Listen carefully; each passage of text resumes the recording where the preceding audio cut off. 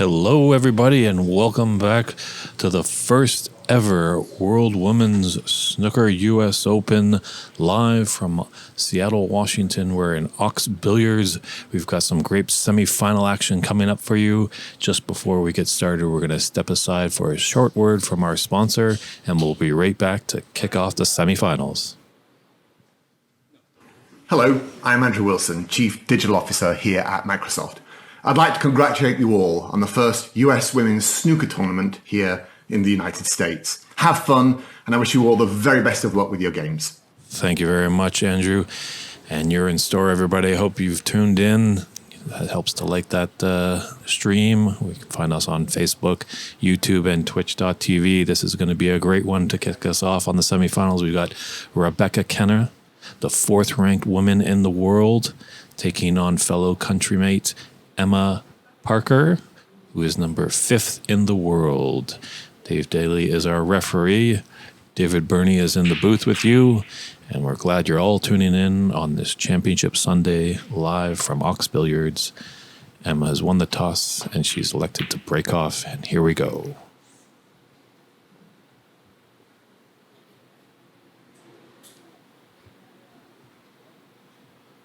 And that's a good way to get started. Definitely putting your cue ball tight to the bulk cushion.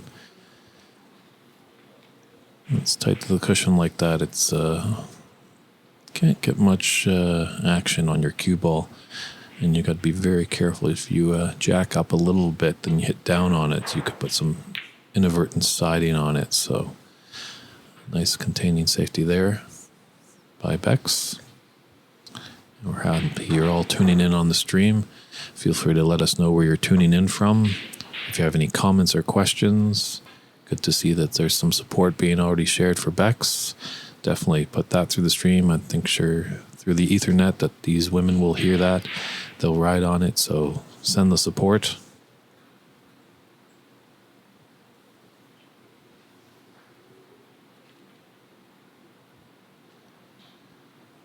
So both players did have a quarterfinal match earlier, so this is their second match of the day, but our quarterfinal matches moved on quite swiftly earlier today. So both players have a good rest, hopefully not too much. Hopefully they've kept the killer instinct alive. And these reds are kind of opening up a little bit. And we're in that part of the tournament then where the one little mistake could cost you a frame. These are high caliber players right here.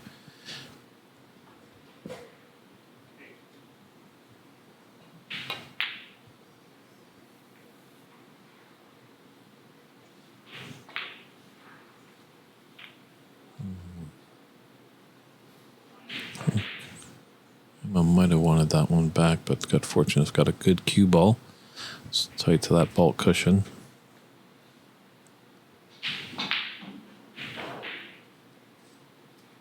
It's tough with all those reds all over the place. That a path back to bulk for Bex is going to be tricky.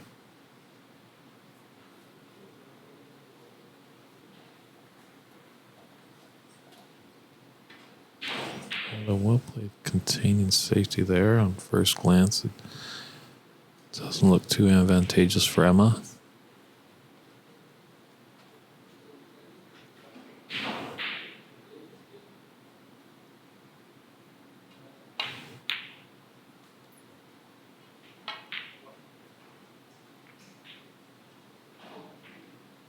Yeah, that was a nice red there. Obviously on the angle she was going to be able to hold for any pink or black, but the blue is nice. And we'll see what Emma can do with this.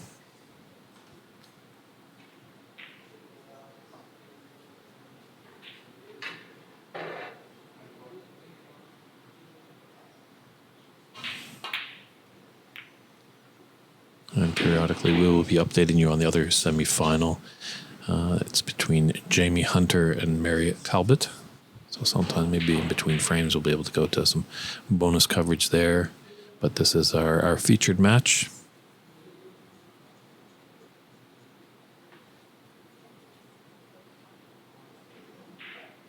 Thanks for the kind words, Chuck Jones. yes, it's a great venue here, and if anyone is listening that's in the Seattle area, there's plenty of seats available. The admission is free, and the drinks are cool. So come on down on a late August day.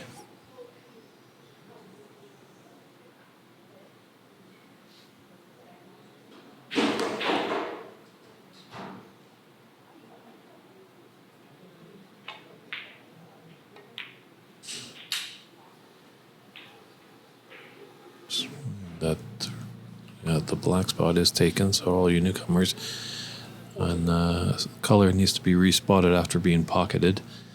If their spot is taken, it goes to the highest value that's available, and in this case, the black went onto the pink spot. And honestly, if all spots are taken, then the color ball will go close and align with the top cushion closest to its original spot.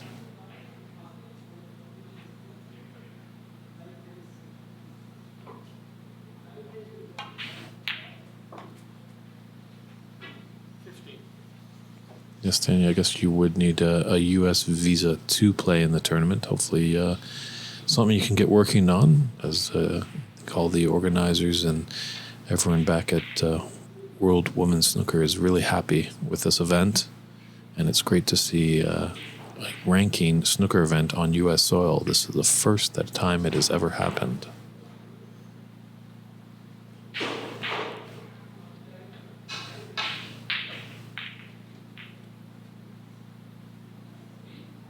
Thanks for tuning in from Germany. Diana Schuler, a fellow German, is our tournament director. She is also playing in the tournament, but I believe this is maybe her first time doing a actual ranking event, and she's done a fantastic job. She's had some great help as well by Matt Hewitt. But hopefully, too bad you have to go to bed soon, because we're just getting going on these semifinals, and the finals will be coming up afterwards. Those are slated to start at 6 p.m. Pacific Daylight Time.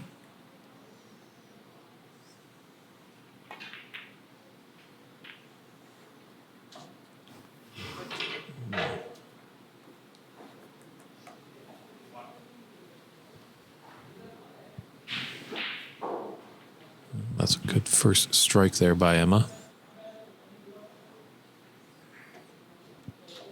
But the problem is the caliber of these players, one little miss, and you could be sitting in your chair for quite a while and agonizing over that last missed shot.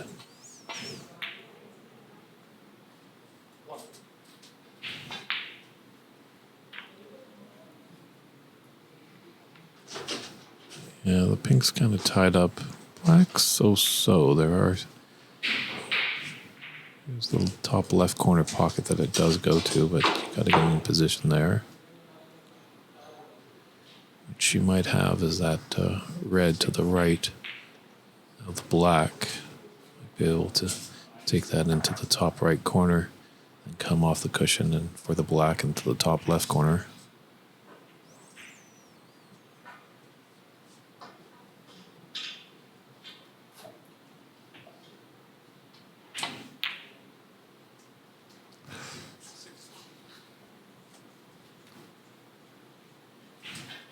It was tricky, but it was the shot to play. Now she's going to let Emma come back in. A little shot to nothing with that red in the open in between the pink and black spot.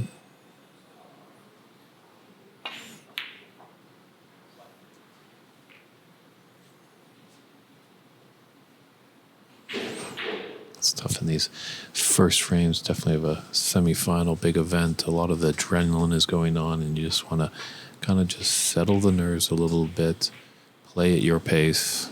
That's why you might be seeing a few shots that just aren't dropping for either player. But I don't know if the green has come to Beck's rescue there.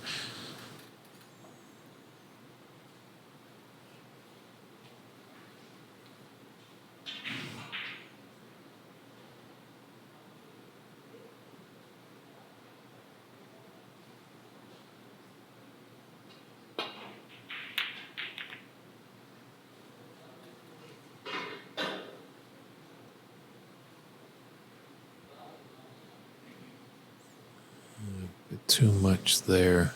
Just leaving this red onto the top left corner for Bex.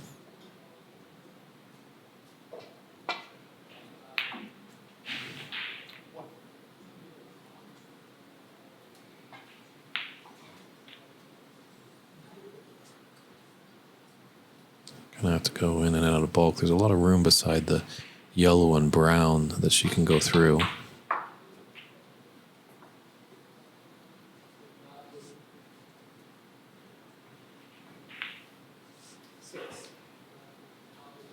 It's okay. Could have been better, but the important part of this game is to stay at the table. That's where you win frames and matches.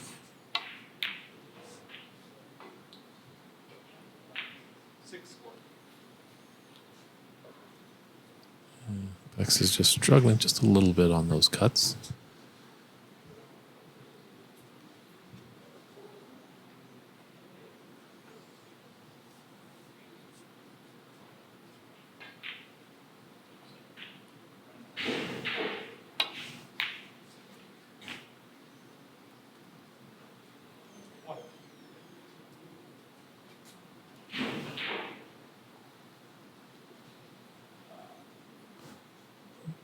Seems to be okay. She's got the blue into the yellow pocket. And Emma, one of our the tallest of players on the tour, definitely with these large tables. The rest is your friend. Can't think of it as an impediment. Think of it more as a helping aid. And yes, Dr. Snooker, these are Strachan number 10 cloth. That's on the table. They just got freshly installed, I think about a week ago by Simon Barker. 2 weeks ago by Simon Barker.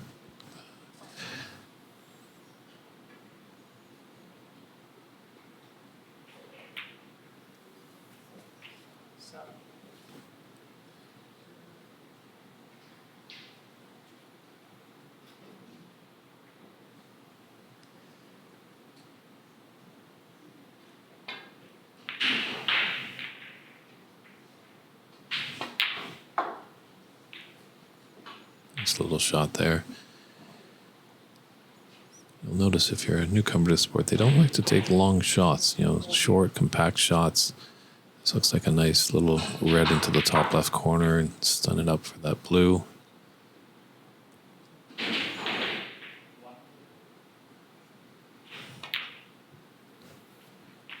Won't be too concerned about the cluster of reds just now, as there's a few open. And yes, they are star tables. Mike Dominguez, the owner-operator of Ox Billiards, spares no expense. So a lot of the American players that I was talking to that were in the event feel very privileged that their owner has gone to all leaps and bounds to bring the best equipment to Ox.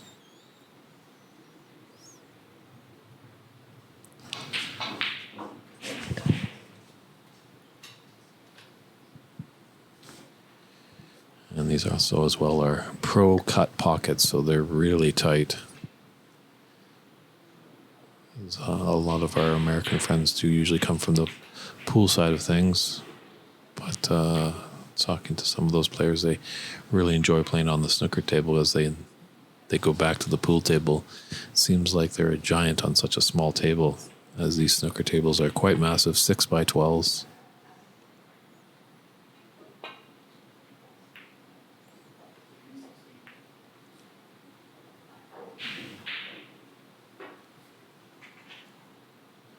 It's quite possible, Dr. Snooker. I haven't been out to Toronto to see these pockets you talk about, but I think there is work in progress that I think in North America they're trying to create templates so the pockets can be equal throughout all venues that are played in North America. That makes it easier on a tournament director if you give the players the best equipment, the best balls, the proper conditions. It's one less thing they have to complain about.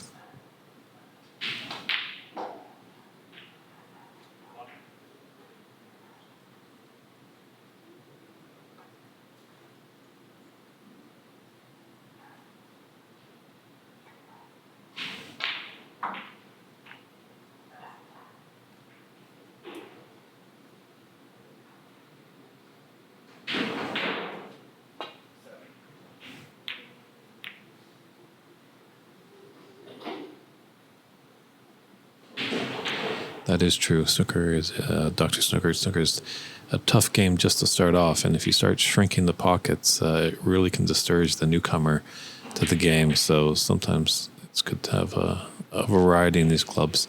Get some big pockets, people start making shots and get some confidence, and keeps them in the game.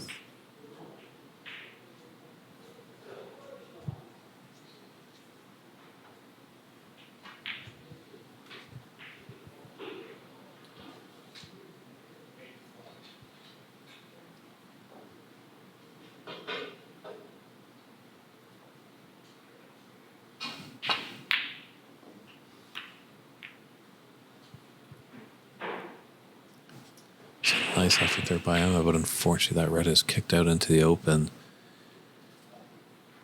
Where that pink is, and there's a few open reds, this could be a great chance for Bex to get back into the frame.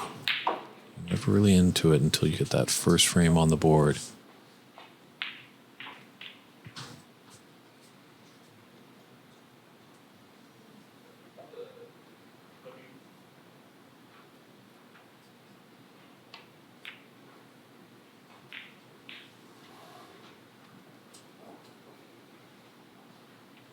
Just checking if that ran just enough, if you can get past the pink for that red. I think it's blocking the path. Yeah, just going to glance off the reds and come back into bulk.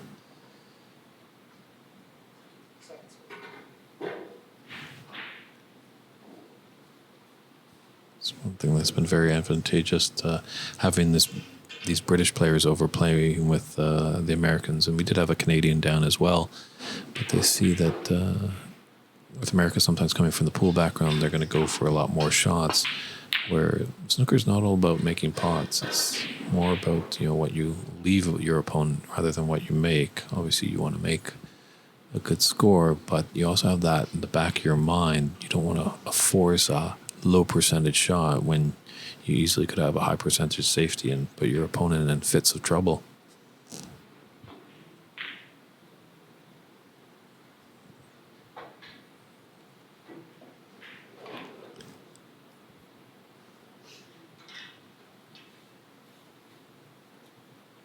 Well, this might get a little scrappy here in the first frame.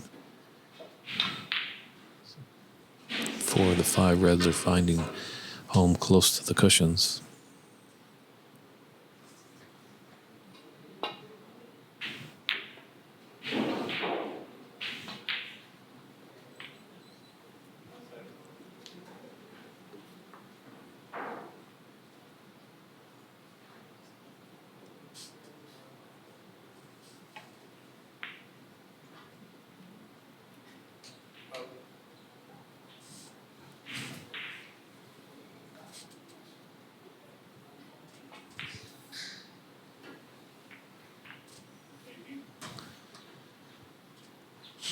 We hope you all are enjoying the great action here.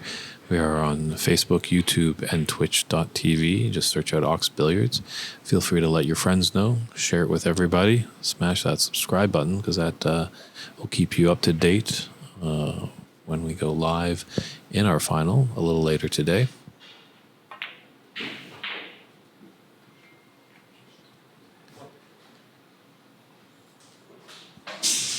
Very nice shot there by Emma.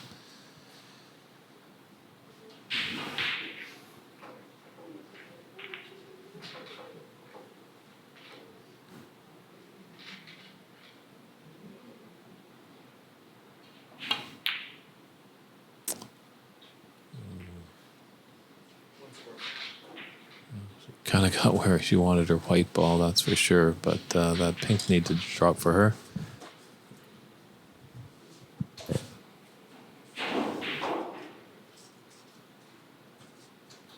But these are a bit tricky. You have to give it all the attention. Yeah.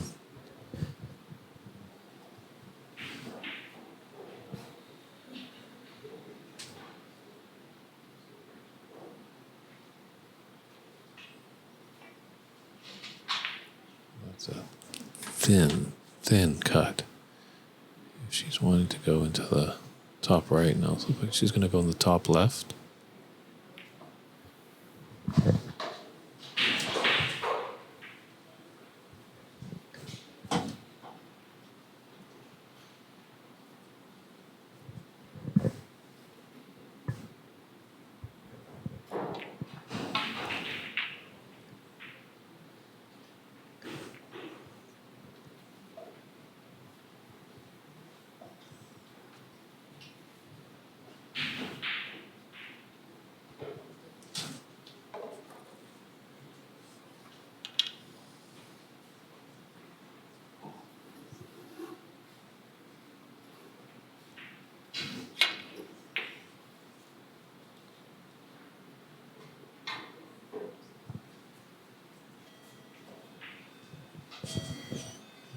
Be a gap in between the blue and green.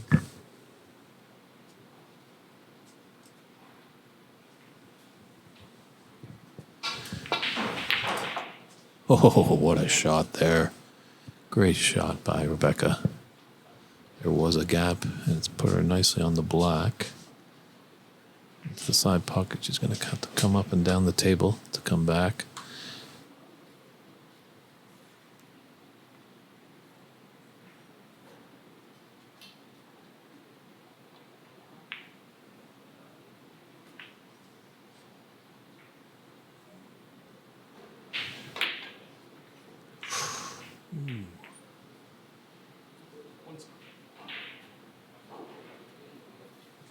Maybe just those first frame jitters.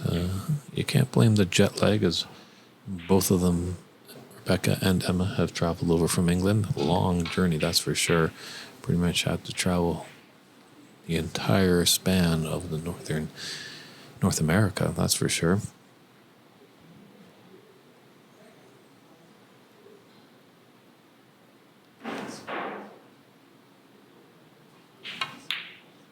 There should be a link on womenssnooker.com where you can find the results, as well as our tech whizzes. I think I've just put up the link there, so click there. You can find all the results on all your favorite players.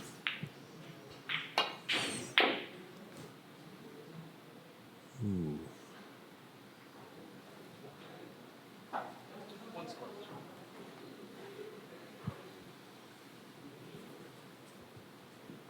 did that one fall out?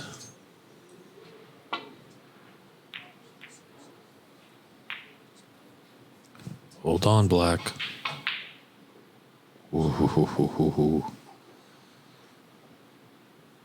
So, a quick little update. Jamie Hunter has taken the first frame with Mary Talbot, but it is a best of 7. So you got to get 4 frames to your side for the good to win.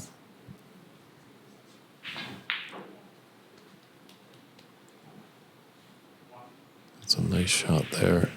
There might be a little bit of an opening to click off the right side of this red near the top cushion for Rebecca.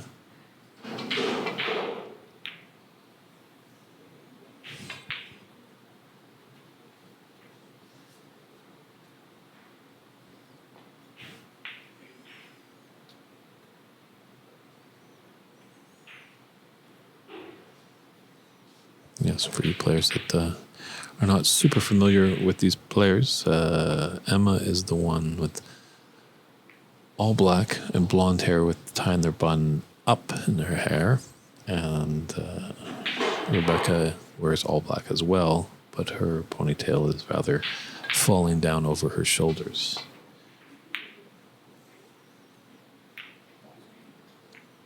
Which is an interesting philosophy, because if one strand of your hair touches the ball, if you're over cueing something, that would be a penalty. Early on, we did have a rule of only 3 attempts at a foul and a miss, but now that we're in the latter stages, it's going to be unlimited foul and miss putbacks. I believe right now the highest break is 53, Ray. But the link has been posted to the scores, and you should be able to find out the high breaks there. So if you do a little investigating while you're on your computer, feel free to report back to us. And some of our people behind the scenes will take a look and see what we can get. Thank you, MGL Q Sports, for responding that the high run was 61. So no centuries yet, but with the caliber of these semifinalists, I think that's quite possible that we could eclipse a century in the next few hours.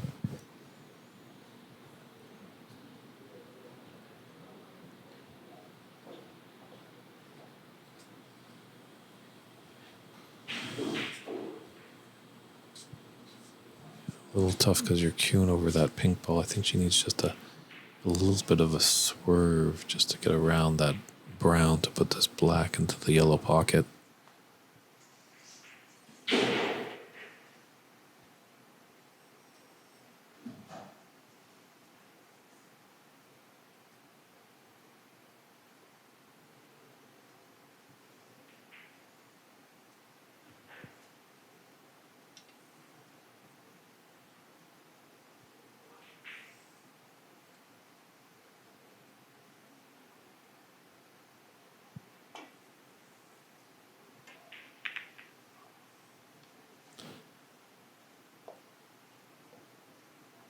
She's just going to look to play safe here. Yeah, with the format of how the tournament is, our round robin, there were 3 groups of 5. So you have 4 matches there, and they're best of 3s. So sometimes in the longer format tournaments, you'll see higher breaks just because they can be a free flowing and take their chances. But when you're playing a best of 3 and you really want to get every match win possible, it's tough to really free form. You kind of want to tighten up a little bit and play good match play snooker. So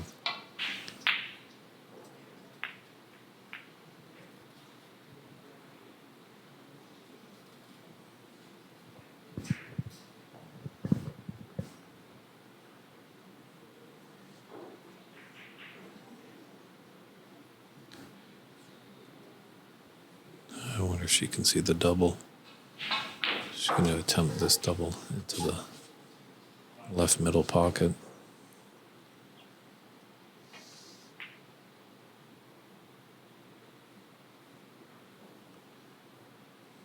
I'm just going to play safe and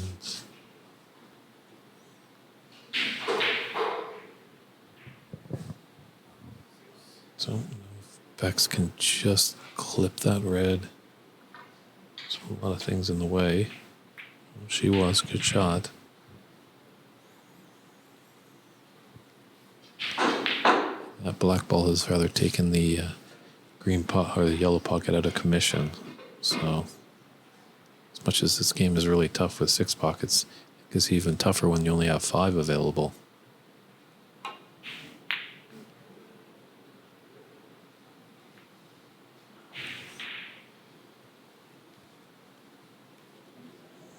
Just a little heavy away from brilliance. I think it's poked out a little bit. That Bex can see it.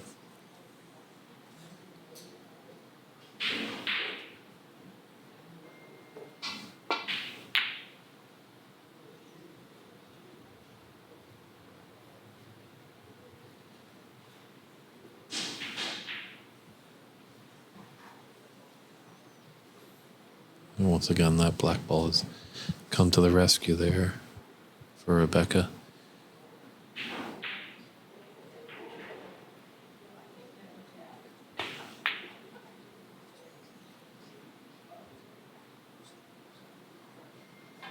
Needed to run a bit more.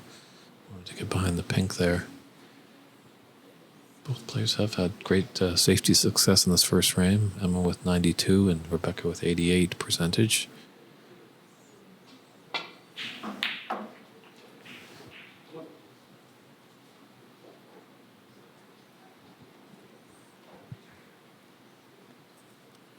But Emma came out strong in the first frame and had a high pot success, but now it seems like Bex has taken that over with a 61 pot success so far to 58% for Emma.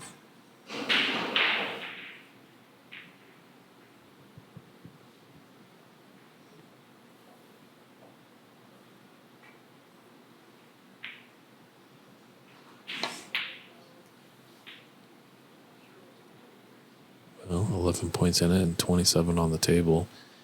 The only real trouble ball looks like that pink.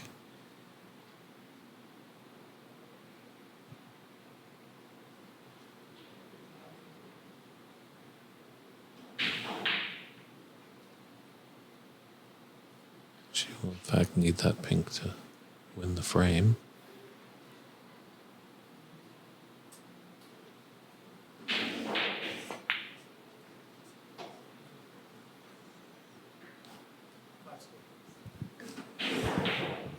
Not a bad miss.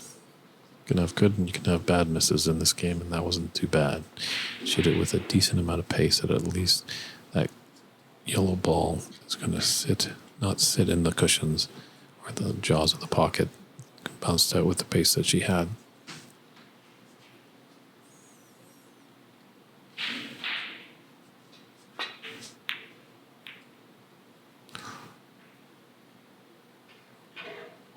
Sometimes those double kisses can be deadly, as it's always coined the dreaded double kiss. But I think Emma has come out all right on that one. But it does leave Bex with an opening to make a good retort on safety. But didn't get the pace on that yellow ball.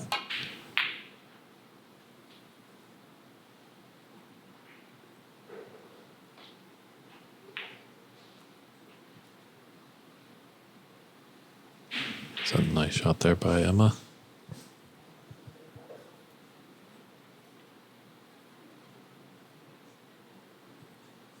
Good to hear that you're tuning in from Southeast England.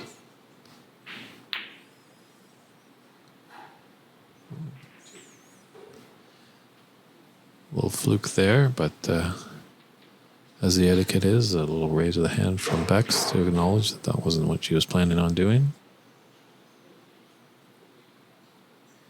You're definitely showing with this tournament that snooker is a global sport.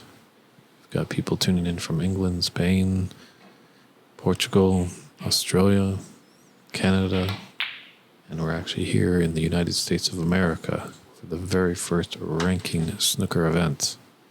It's the U.S. Open on the world women's snooker scene.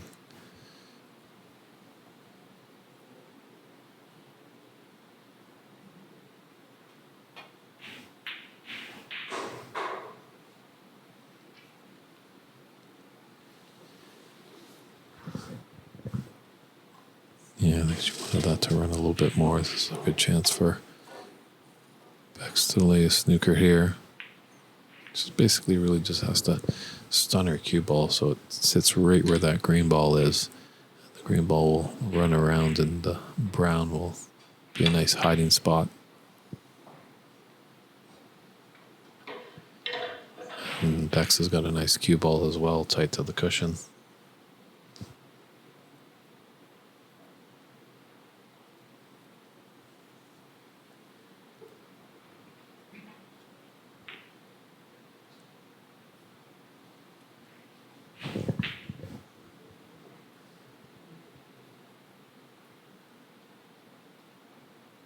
Looks like she's going 2 cushions.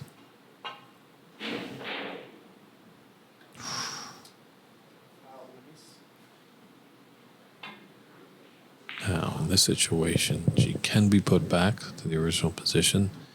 Our referee has called a miss.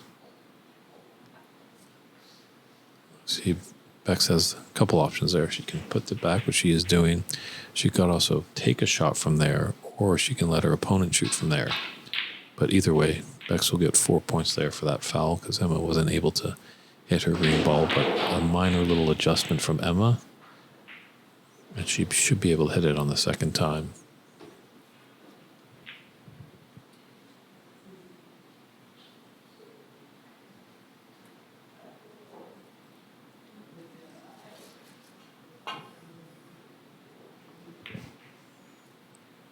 Very nicely done there.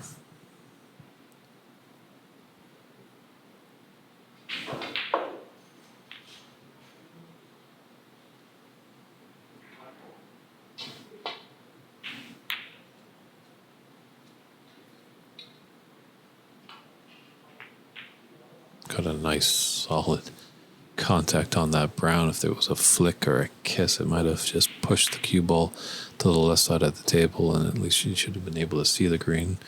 But she has got a snooker here.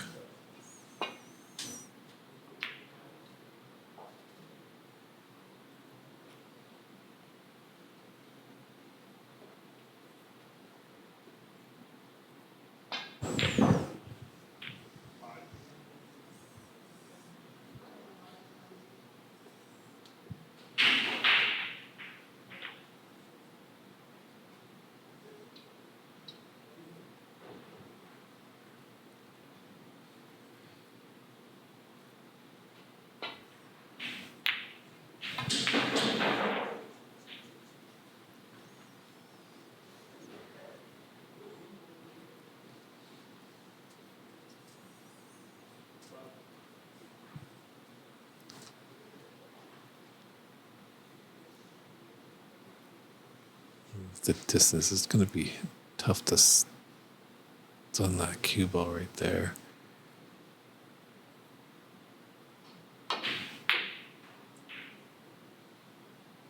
Yeah, it was going to be tricky. Chuck, I don't think there's been any maximums on the tables at Ox. Those are very, very tough tables, that's for sure. They play quick, and the pockets are tight. I believe Judd did come out here, and the highest break so far at Ox was Judd, and he had a 133 break. And I believe he might have done that on our referee Dave Daly. Not sure. I did talk to Dave. As much as Dave thoroughly enjoyed playing Judd, he probably had about 5 shots and then sat for the rest of the frame.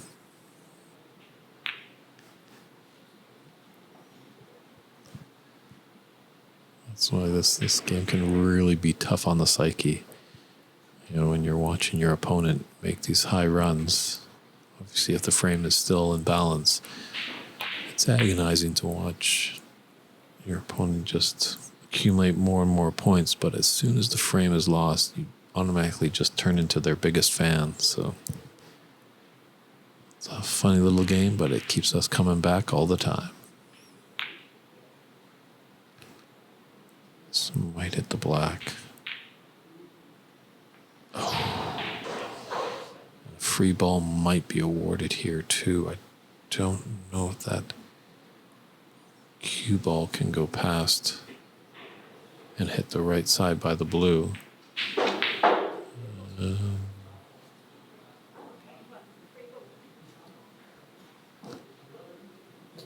think Emma's just talking to Rebecca and everyone's coming over to take a look. The marching line there, I think Free Dave Daly was the first to take a look. He's just going to bring out a judgment call here.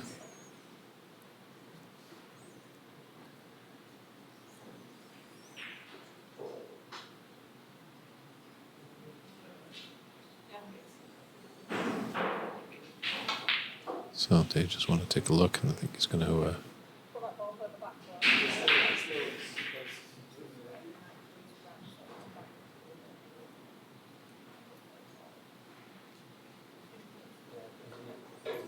there's a steal he must have. Just moving that ball there. Just doesn't want to hit the green, so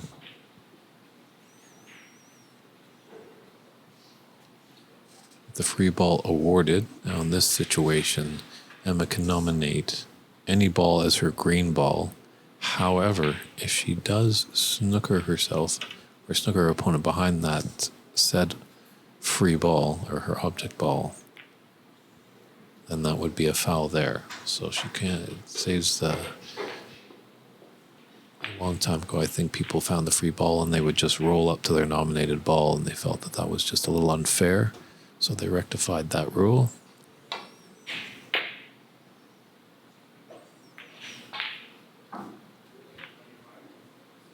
Bex as well gets a nice little run of the ball there.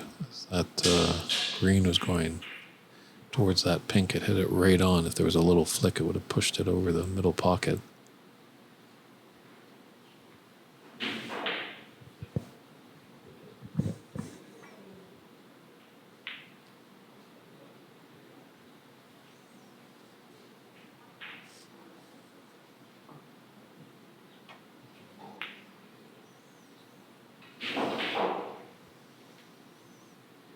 Yeah, lots of respect between both of these opponents.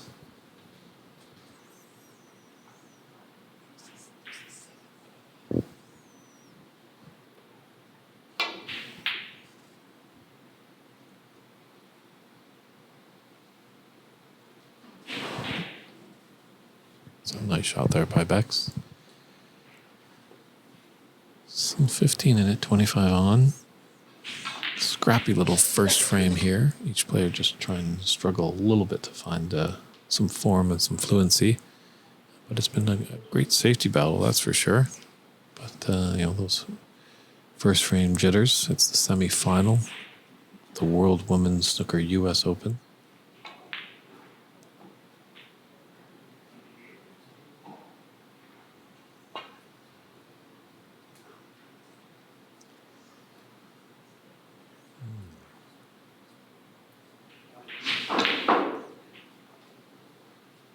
It was quite a miss there by Emma, actually.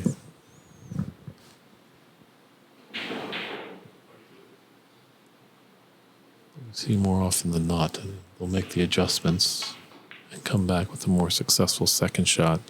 It's only when you're really tightly frozen to a ball in a snooker that it can lead to multiple misses.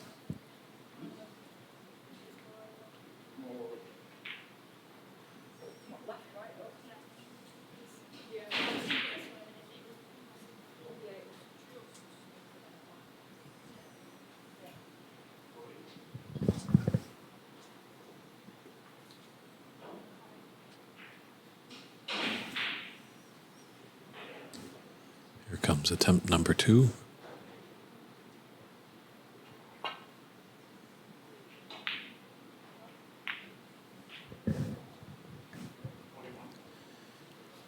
And success, a much better shot there, and hasn't really left that green on for Bex.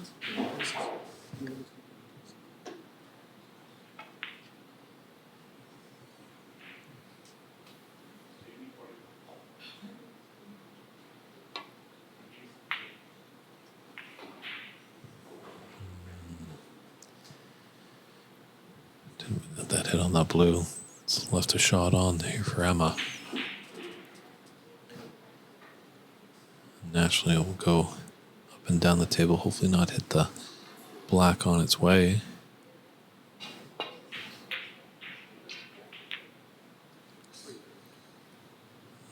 Just hitting that black took a little bit out of the pace, but the brown is still on.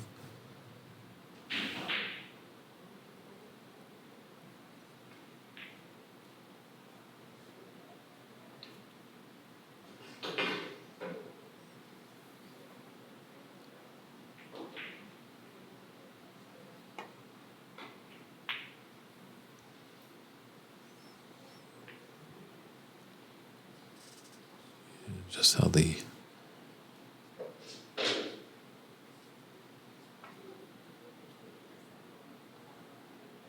is correct. David Brock, you just made a comment of obviously if the free ball is awarded when the pink and black are left, when only those two balls are left, you can play a snooker behind the pink. Mr. Brock, he's always keeping me on my toes.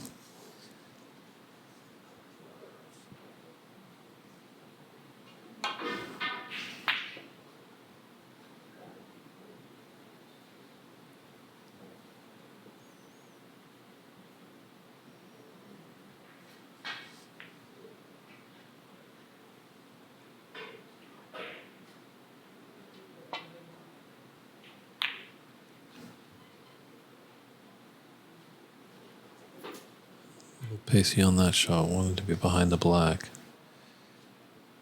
And was coming around and looking at the angle.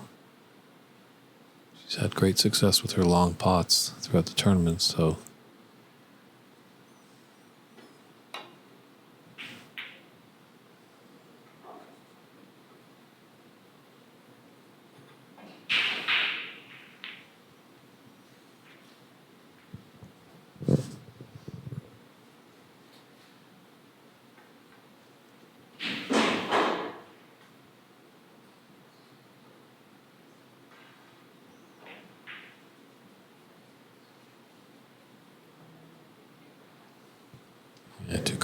great competitors here. You knew it was going to be scrap here and there, and see what happens after this first frame when it concludes. I think whoever takes this one will have definitely some good momentum and confidence. I know Emma's been leading the whole frame, so she'd definitely like to keep the lead and take this first frame. Because if Bex was able to come back and take the frame, it'd be rather devastating to Emma.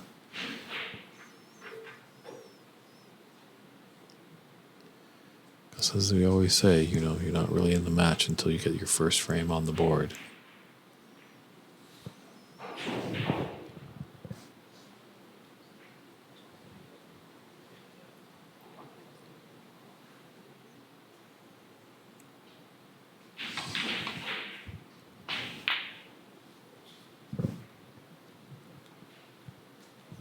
Thought she might have maybe won a cushion first, but good weight there, good brown ball. Ray, there are ways that you can find men's professional or the professional tour. There's a streaming service called The Zone. I believe it's a $100 or maybe $200 for a year subscription. Not sure, you'll probably have to research that yourself, but there's The Zone. Matchroom as well does play some matches from time to time. And I think that's about it over in North America or around America. Nothing really on the cable TV, but feel free to put pen to paper and maybe get in touch with the worldwide leader of sports, ESPN. And I'm not sure how many channels they have these days. Is it up to ESPN 7 or something like that? And maybe they could find a way to put snooker on there. Or maybe if you have some kind of VPN or those computer analytical things, you might be able to get Eurosport or BBC Sport or BBC, as those are carriers that do it over in Europe and Britain.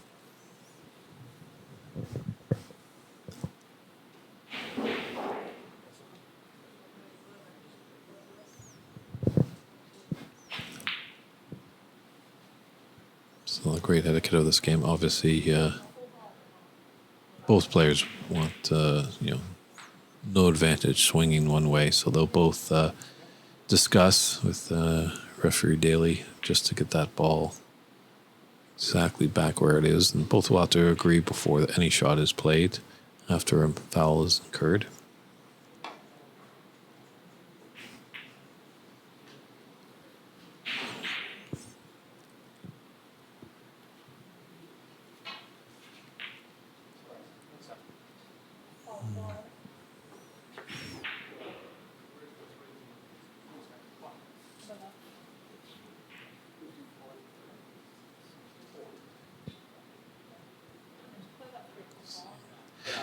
This shot is straight on here for Emma, this brown.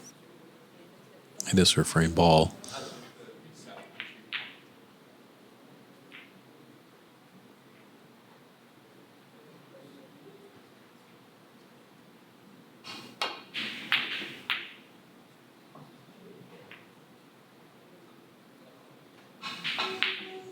Played aggressive there, and that might be treacherous. This is a good opportunity for Bex to steal the first frame, but you've got to just concentrate.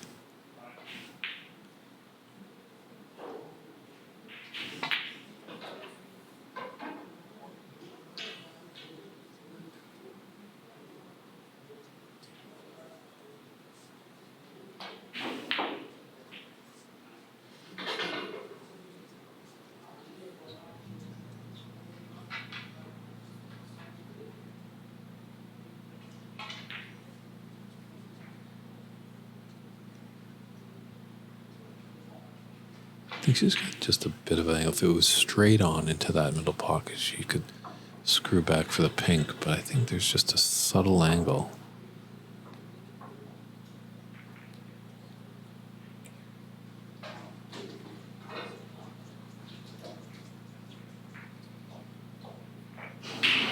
So having a good long look at it, definitely. Get into those tense moments.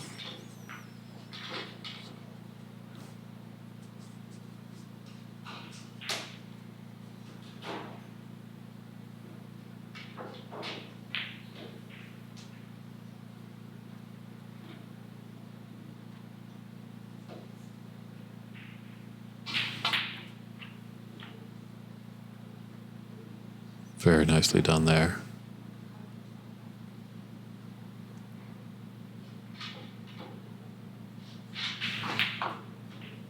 This would be quite the steal here. Emma has been leading the frame throughout. All just comes down to this black for a 1-0 advantage.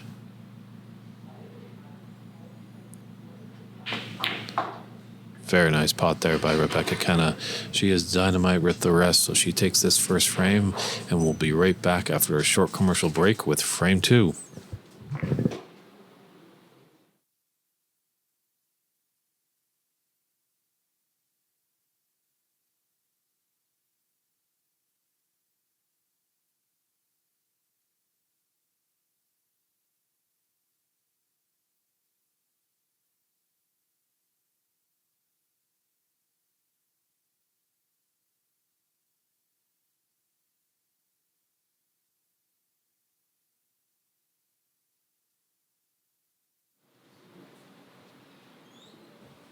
And we're back with frame 2 action of this semi-final between Emma Parker and Rebecca Kenna.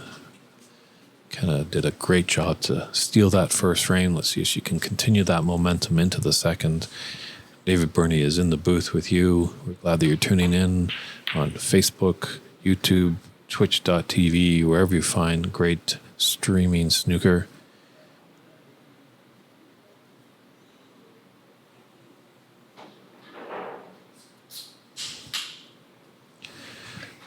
Be sure Northeast Snooker Center to tell the ladies that you were tuning in and you wish them all the best.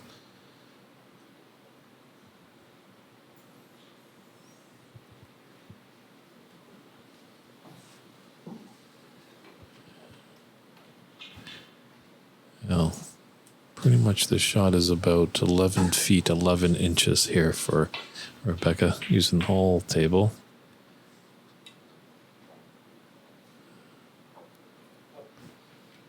It's the one tough part of controlling that cue ball after that.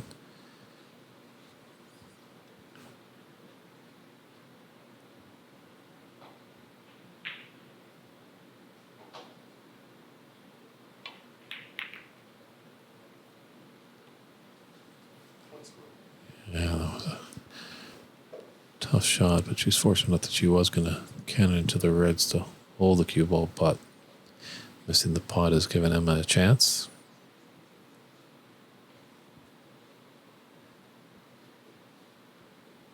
I think this red does go past the green.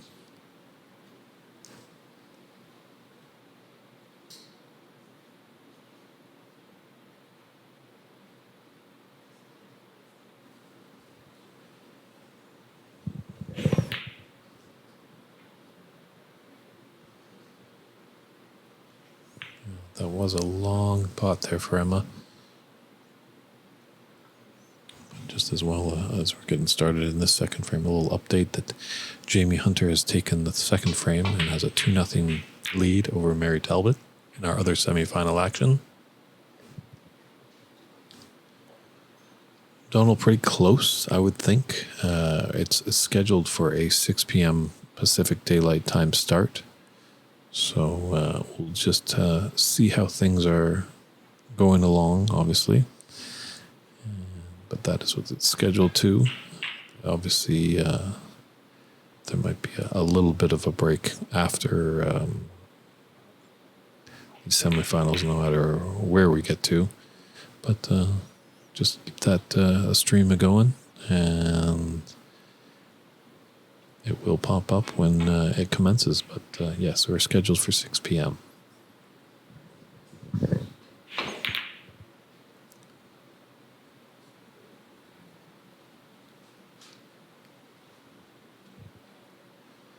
And once again, a black ball has kind of taken another pocket out of the equation here. I know there's that pool game called One Pocket, but I wonder if you ever play Five Pocket Snooker.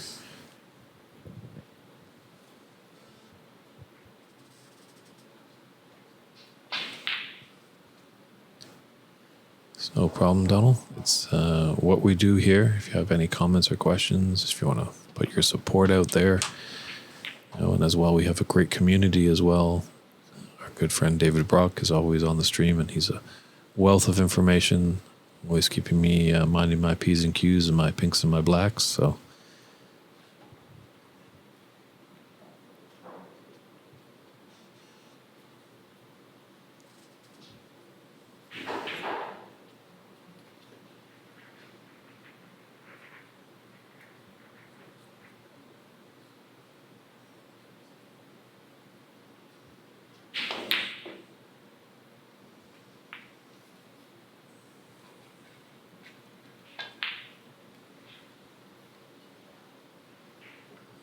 it's getting a bit interesting here. As the reds are getting spread out, colors are spread out. It's the first one in could really score heavily.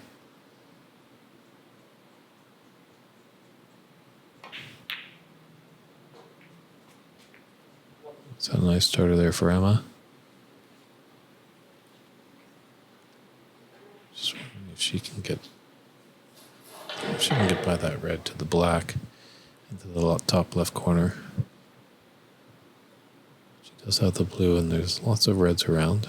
Just gotta keep wary of that red ball that she's queuing over.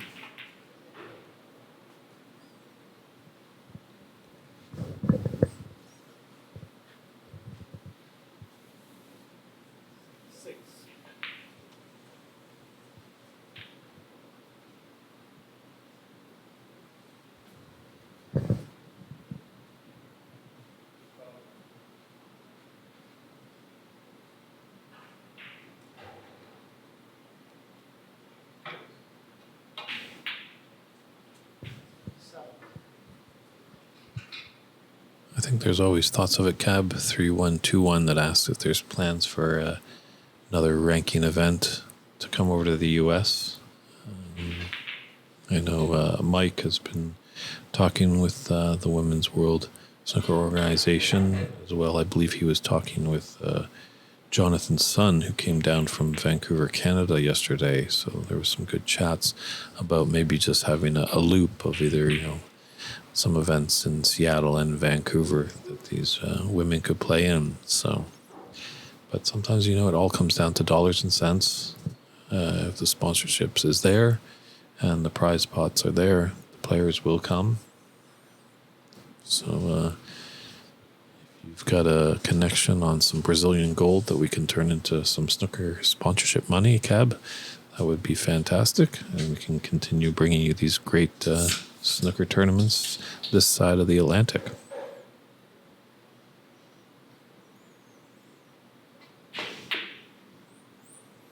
Nice double there by Bex. It's unfortunate that Emma just kind of was a little thrown out of position on her last shot, and that brown didn't go in for her.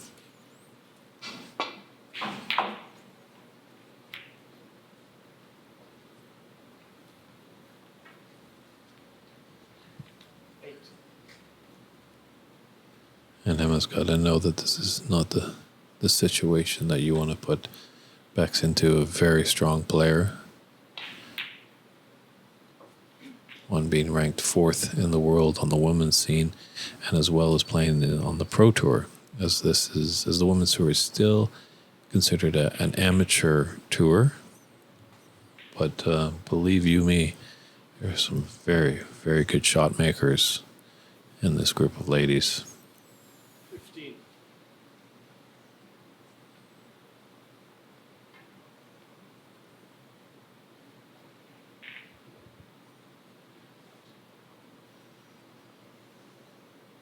Well, top prize is taking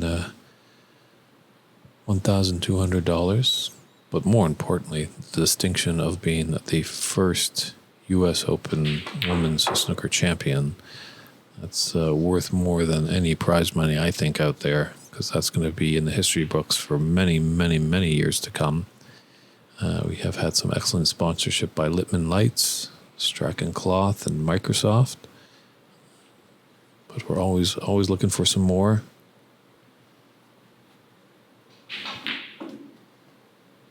But it's baby steps. We're just slowly growing. As I said, Mike has done a wonderful job. I think when you come to America, not a lot of people are aware of the game of snooker. They're more familiar with pool. Although I have been quite surprised with my stay down here in Seattle talking to a few Americans, and they are aware of the game of snooker. They're just saying it's way too tough. And that's also in Canada. They had a rich history, obviously, with some great Canadian players on the scene, like of Cliff Thorburn, Kirk Stevens, the late great Bill Werbenick, Jim White, Brady Golan, Alain Robidoux, Bob Chaperone, who was the 1990 UK champion. And then things whizzled out a little bit there. There was some good discussion yesterday, as it's possible that the pro game, it has been discussed. It's not a lie or anything like that, that it was in a tough state in the early 2000s, and that might just have a trickle effect all the way down the way. And now with this great invention of the internet, it can be seen more. As in these streams, we can pick up these events that are in North America as well, pick up the pro events, so people can now see the snooker. And I think a lot of people are identifying with it. As when you see it, so hopefully some young girls out there could see this event and get inspired to pick up a cue and follow in their footsteps. And definitely if there was a high-ranked American player, it's just going to inspire more and more when you have a fellow countryman or countrywoman on the scene that you can inspire if they can do it. It always takes one to open up the door, and then a lot will follow.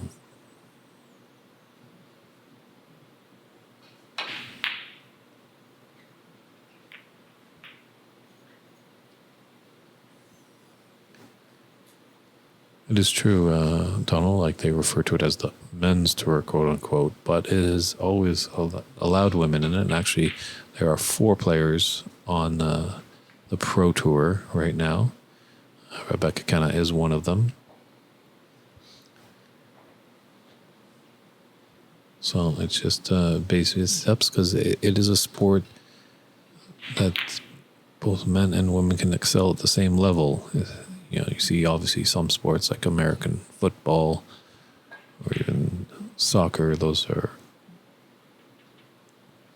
it's a different body type, I guess, shall you say, in those sports. And that's why there's driven, I think, different leagues for men and women. But snooker and golf and sometimes a lot of individual sports, it seems more often than not, can blend the sexes together.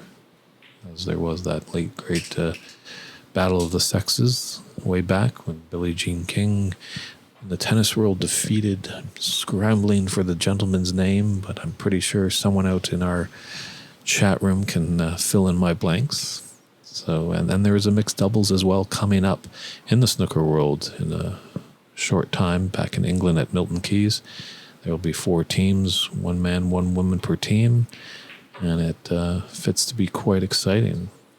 I think Rebecca is teamed up with Mark Selby, I believe. So, yeah. Grab that DAZN package soon and tune in, because that should be lots of fun.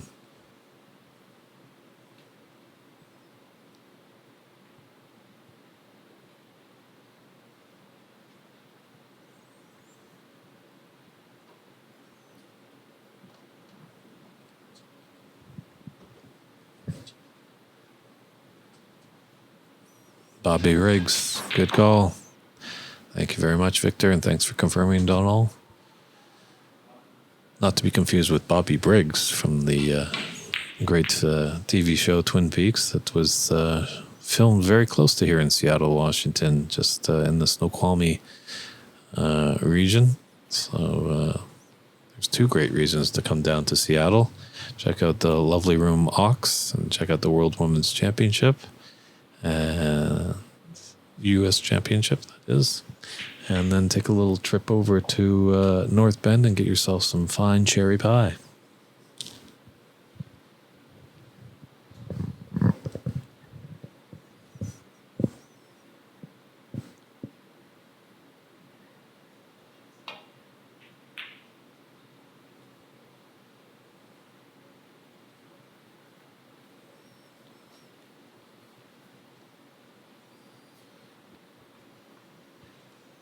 I wonder if the traveling has just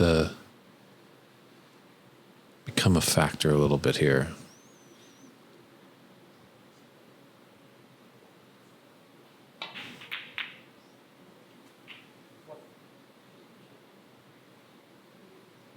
Yes, David Rock, you took the words right out of my mouth. As an Englishman himself, he did come over and play in the Seattle Open back in March. And jet lag can really catch up to you from time to time, especially traveling. Like, it's about, I'd say, a 10 or 11 hour flight from England over here to the Pacific Northwest. So there's only, adrenaline can only do so much. As talking with Bex, she foreboded me from mentioning what time it was actually back in Britain. So hopefully no one has told her. It just, she said it rattles with her mind and kind of puts her off. So each player has their own little mantra and how they have to deal with it.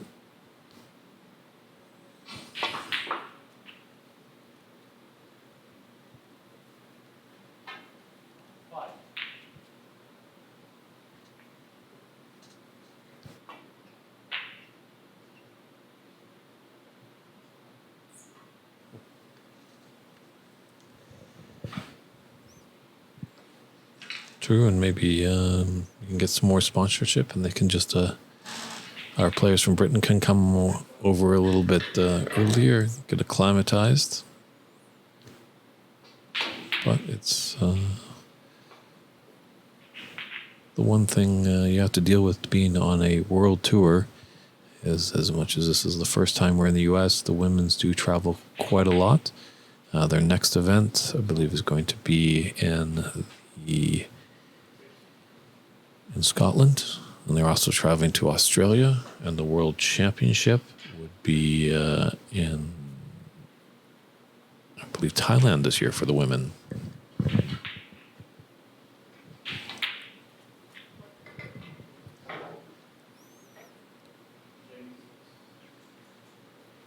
Hey, Ashley, thanks again for tuning in. Good to hear you all the way from down under in Australia. I agree, Gareth. You know, it just comes once you start hitting more and more balls come down, you get that confidence level.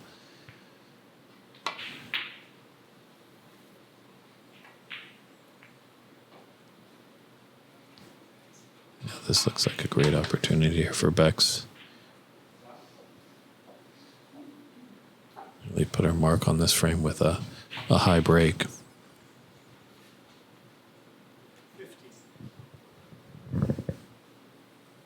Thanks, Steve Smith, for letting us know there also is a women's event in Belgium.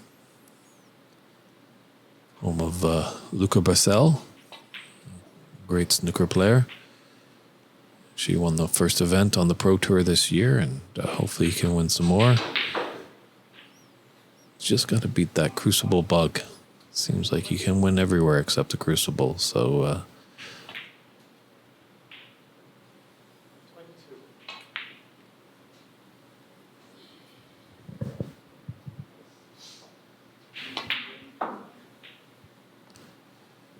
I don't know, it seems like snooker's doing well. It's growing more and more. Obviously, a little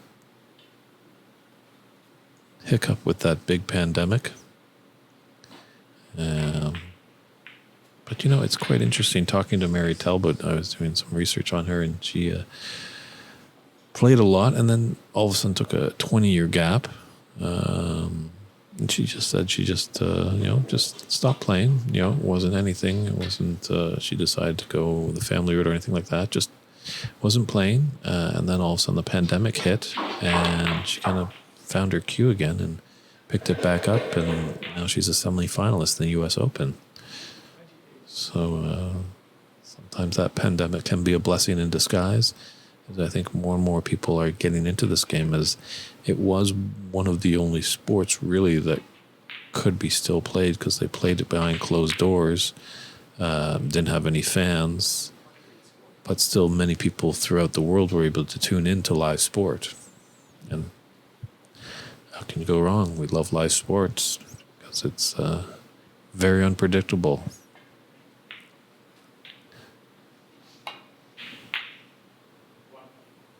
As the actor Michael Douglas once said, I'm not really much of a movie fan because I know how the movies are going to end. I'm more of a sports fan because it's so unpredictable. He doesn't know what's going to happen. So I'm not sure if the great Michael Douglas, the actor, is a snooker fan, but I'm pretty sure if he hasn't seen the game, once he does, I'm pretty sure he'd be hooked, just like all of us.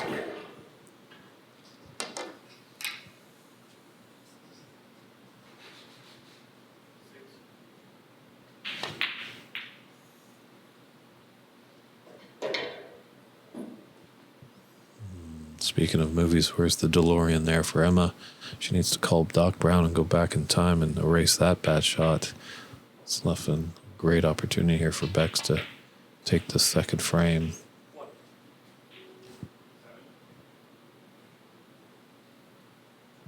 If this blue, it will be snookers required.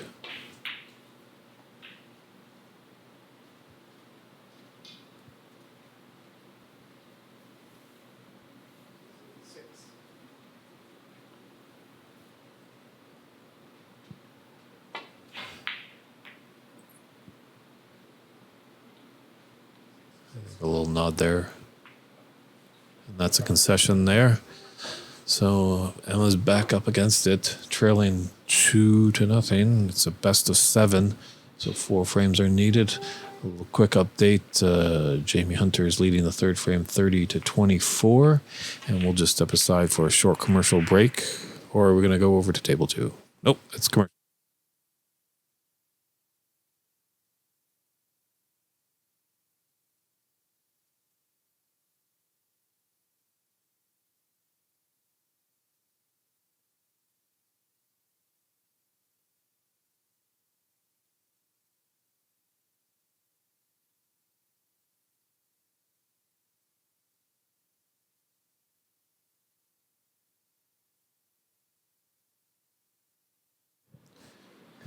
Oh, just as we were wait for Rebecca Kenna to come back to start the third frame, just some stats that we have here.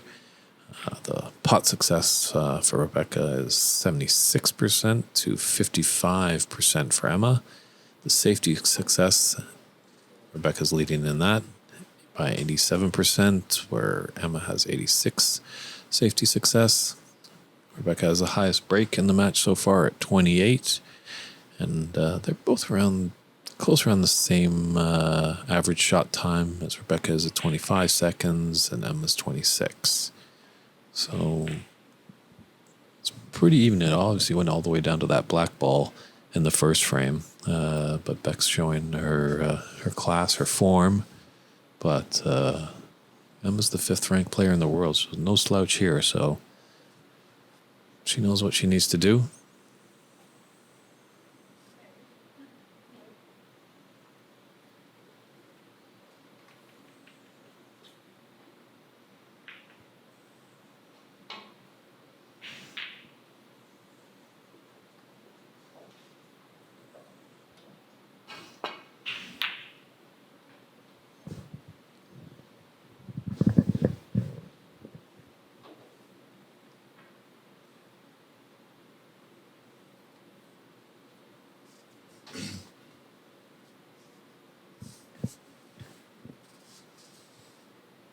How you doing there, Dave?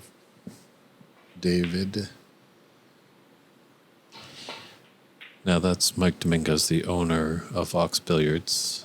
He's not talking to me, I don't think. I think he's sitting right beside me, so he knows I'm doing well. But he's reaching out to our good friend, David Brock. Mr. Brock, we do miss you here. Hope to see you soon. Next time you got to come a little earlier. Next time you got to come a little north of the border. We'd love to see you in Canada, David. That's very true. So this is a very important frame here for Emma. Ronnie does have tennis elbow. I would think it would affect both arms when you're playing, no matter which is the stronger arm. I'm not a doctor, but if you just have a nag somewhere, it doesn't feel comfortable anywhere. Winning cures all. It's true. I think there was that little Scotsman named Stephen Hendry that actually won the world championship, and he had a broken arm or something like that. He had sprained his wrist, had a little mishap in the bathroom, but still went on and played and won the championship.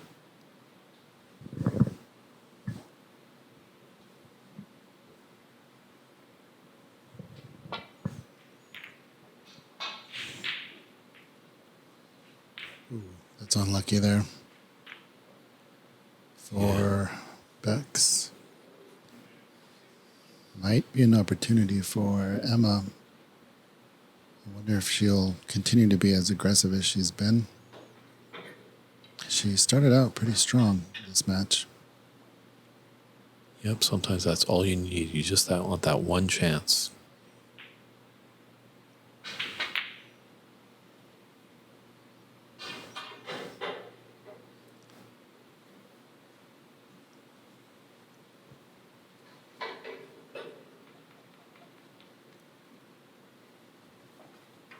Yeah, Emma and Barry, best of friends.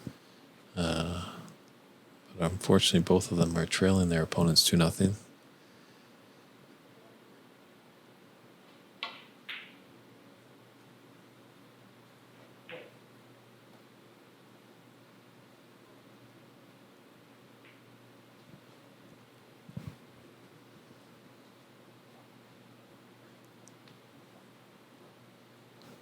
She could take this yellow and that red that's near the bottom of the bunch, just on the left side.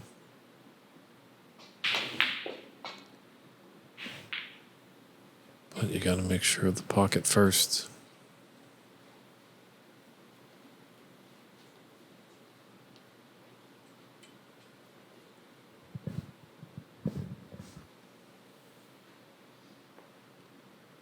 She's touching ball here. So in the touching ball situation, for all the newcomers, you can shoot away. So in that situation, Emma's cue ball was touching the red ball, and she can shoot anyway, as that counts as the first contact. Or a loophole in that, or a different kind of ruling, if you were on a colored ball and say you were touching the black, you could nominate the black as your colored ball and shoot away, or you could actually nominate a different colored ball. As long as you hit that first, say for instance the blue, it would be a complete legal shot. So long as the ball that's touching the cue ball does not move.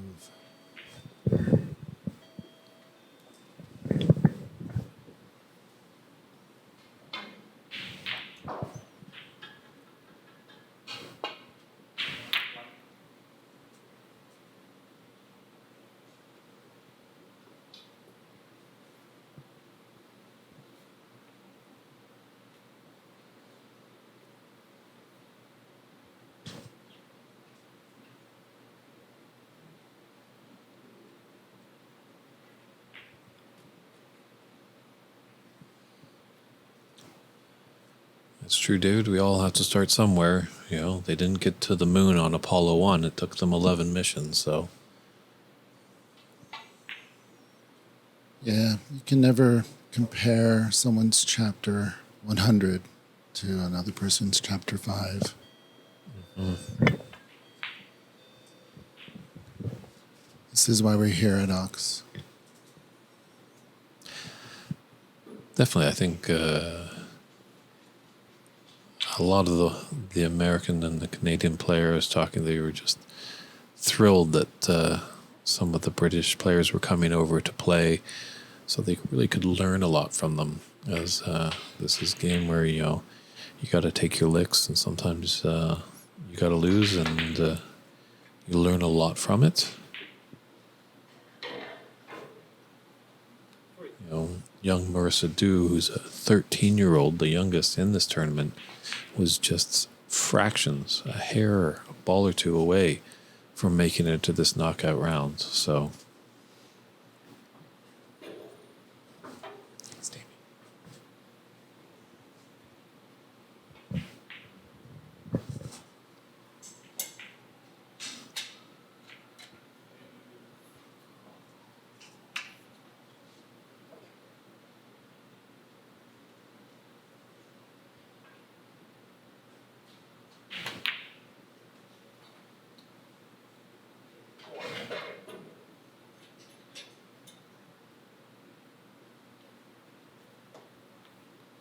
yeah, and with that Mink victory, that's just going to inspire more and more little girls to pick up the cue.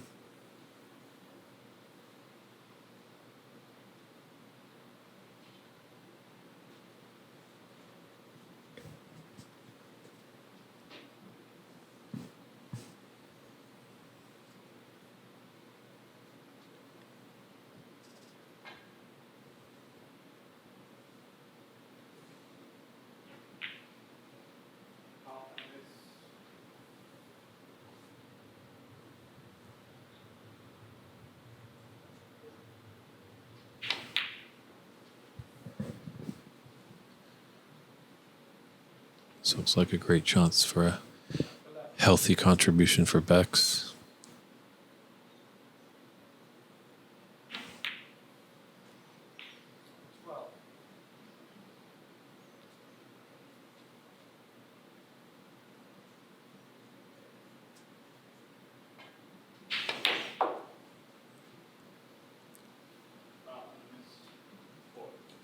Yeah, don't want to get ahead of yourself too much, know those few shots ahead, but then when you come down to it, concentrate on the shot at hand. Don't want to take anything for granted.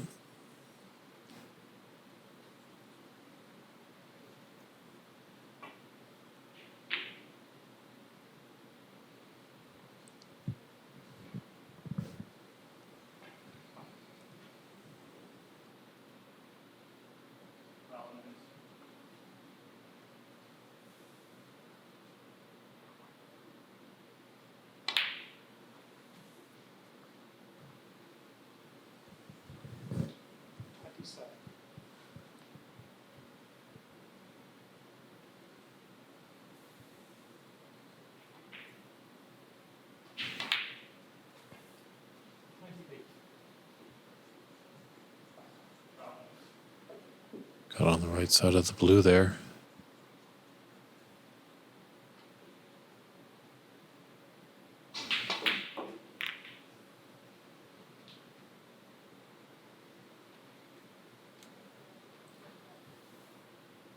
She does have that red above those group of three together.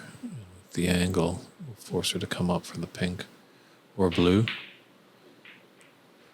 And she'll lose a little bit of control of that cue ball, taking that red near the black. Does she eye a plant here? It's tough. There's a little bit of space between the balls. That makes those plants just a little bit more difficult when they're welded together, the two reds in a plant position. It's a lot easier.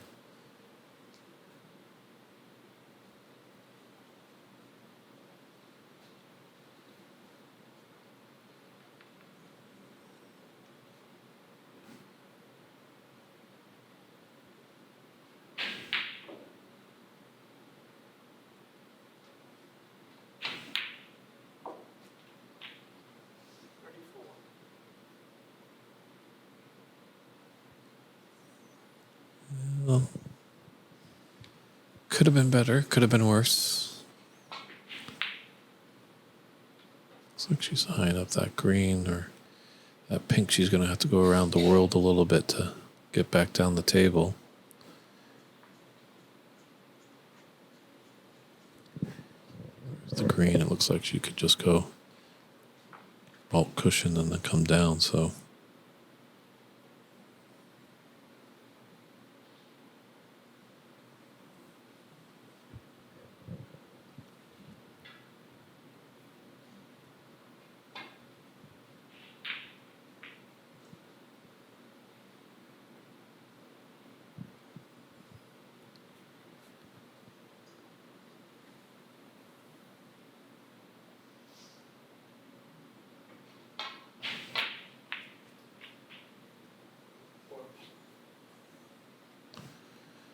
To run a little bit more.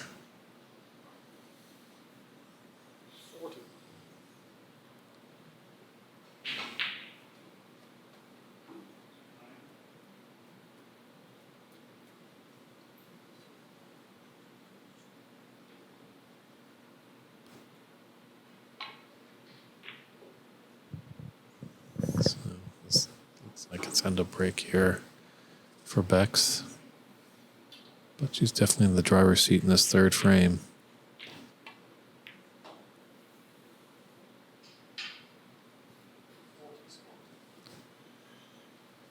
Yeah, these odd frames are always so important. Usually they're breaking a tie, or putting you close to a victory.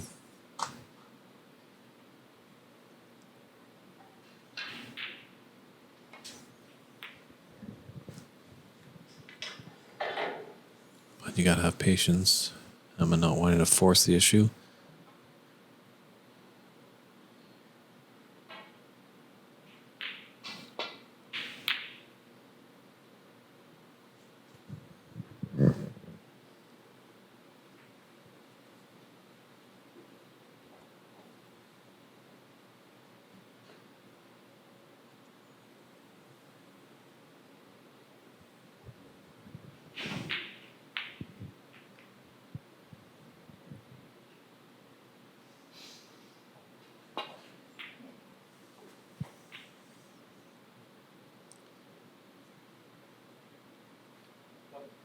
All right, this is the Parker train leaving the station.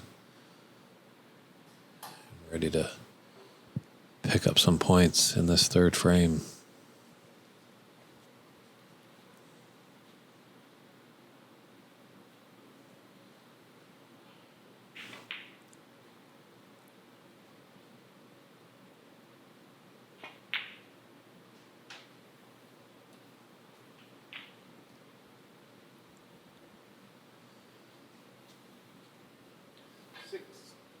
It's okay.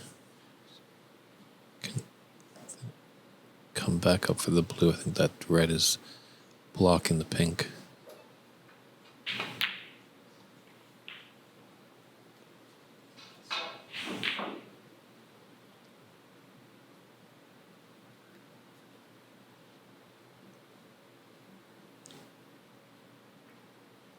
Good angle here for Emma to go into them.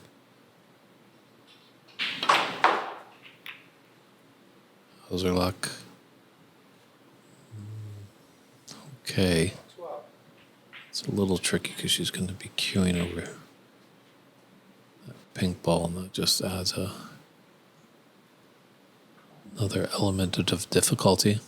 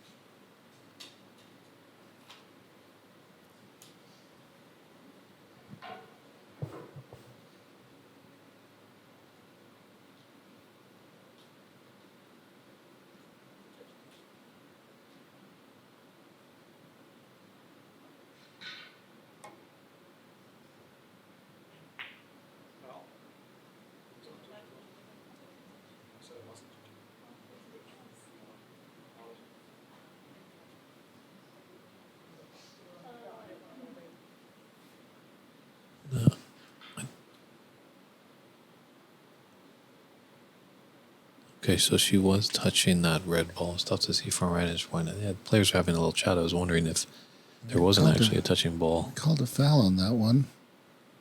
He awarded Bex foul points. Maybe it wasn't a touching ball then.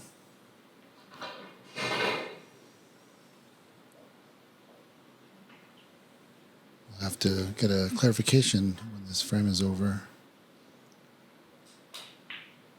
But for now, we'll go with the ref on the floor, Dave Daly, in control of things.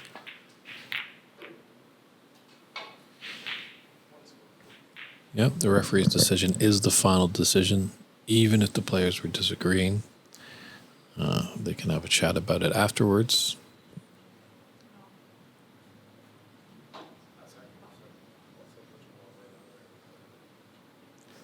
But now these reds are split open a little bit, so we'll see what Emma can do here.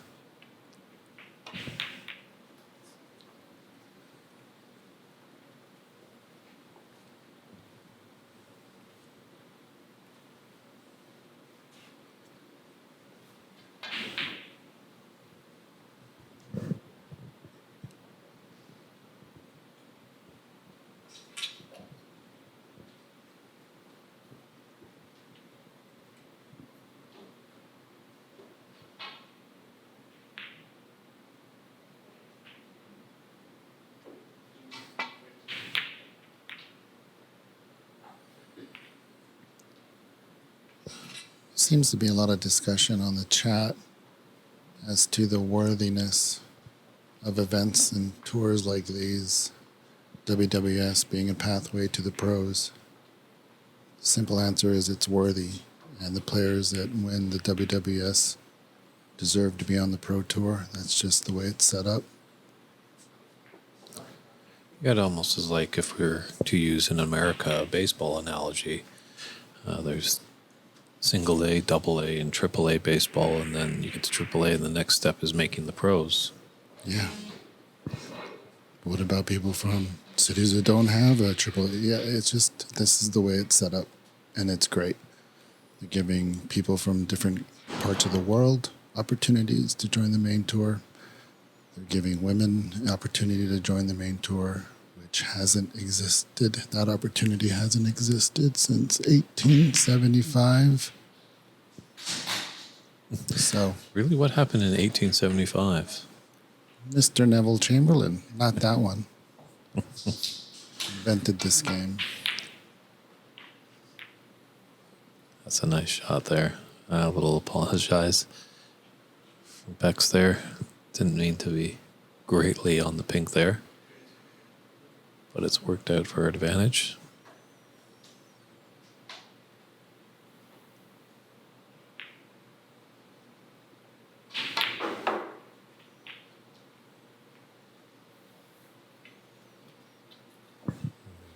Have to get some extra equipment here, I think.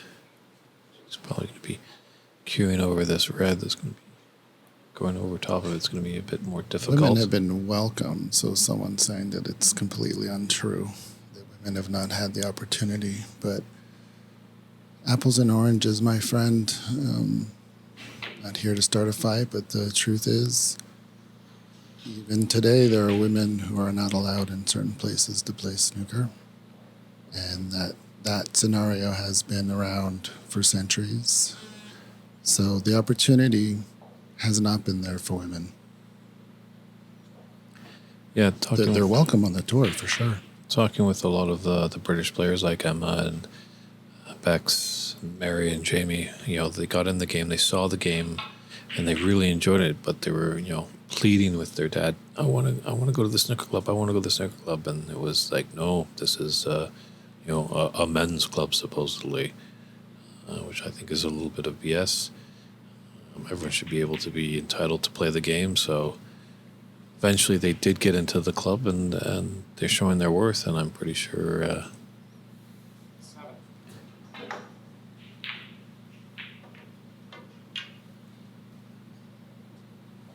Believe you me, I wouldn't want to be playing any of these women. They were really good.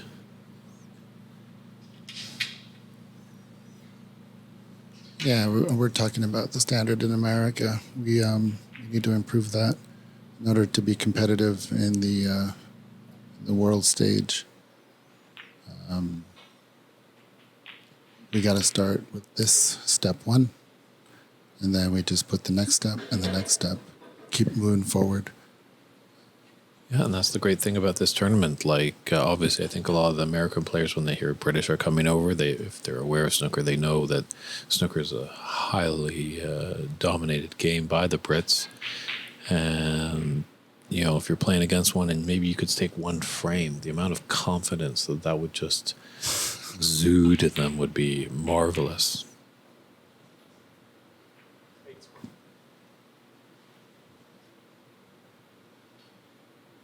Yeah, actually, Ash, talking with all the ladies, they've really enjoyed their stay. A lot of them, wanted to do the American thing and go see a baseball game. Yeah, we have a great stadium here. Mariner Stadium. I forget who the sponsor is now. Maybe somebody can tell us in the chat, but T-Mobile, I think, is the name of the stadium. Yeah, I think with going to sponsorship, it's just, they're going to get a lot of people in that stadium, and I think that's what they need to see, and that's what we're hoping with all you great viewership out there, is you can tell your friends and your lovers and your relatives just to tune in, because when sponsorship potential starts to see the numbers and realize, oh, there's actually a good amount of people watching this, well, maybe we'll throw that tournament some bucks and just Oh, what a double.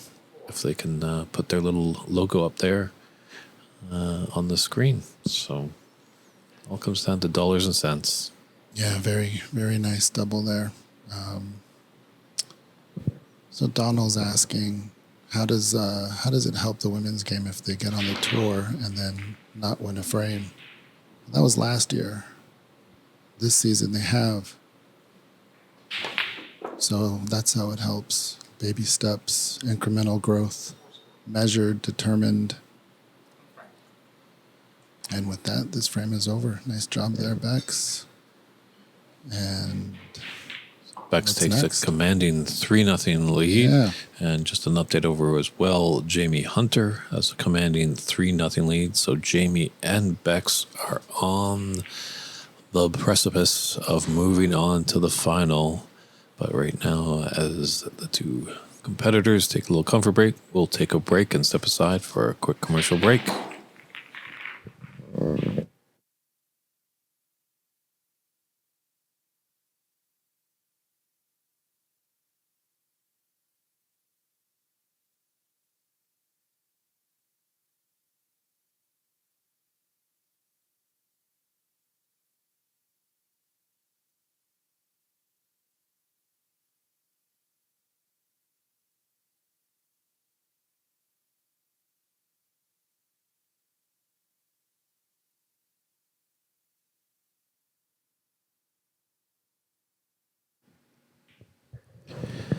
And there's a lovely shot of the room here in Ox.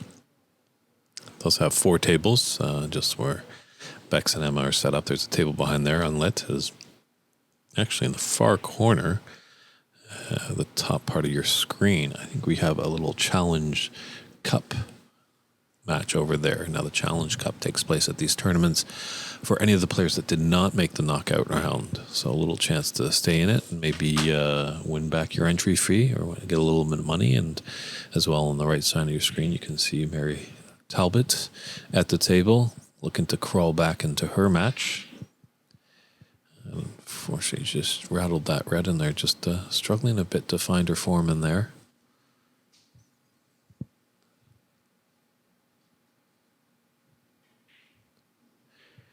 Gail, we're hoping that 6 p.m. is when we're going to be having the finals. That's 6 p.m. Pacific Daylight Time. So that's 6 p.m. local time here in Seattle, Washington, US of A. We're on the West Coast.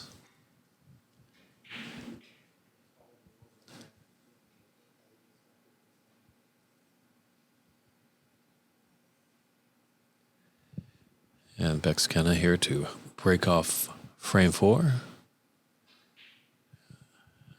Actually, on table 2, it's 3-0 in frames for Jamie Hunter, but Mary Talbot is leading the 4th frame at 23-0.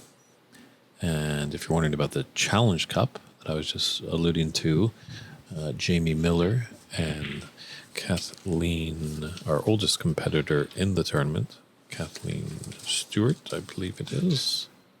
Kathleen Stanley, my apologies. They're tied 1 frame apiece.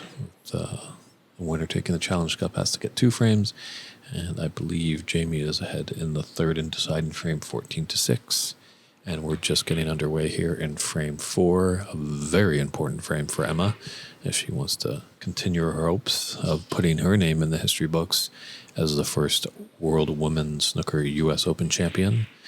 But You can't let your opponent sniff back in the game, so Bex is going to be playing strong. Christian Younger's tuning in. Thank you, Christian. He's unfortunately not with us this weekend. He has some personal things to deal with, which can happen in life, but he's done some fantastic work with all the technical gadgetry that we have here, the microphones, the cameras, computers, and stuff like that. So, Christian, we're really appreciative of your work. Hopefully, maybe you're back in time next weekend for the U.S. Nationals, coming here as well, live at Ox Better be. He's Billiards. playing. Oh, okay then.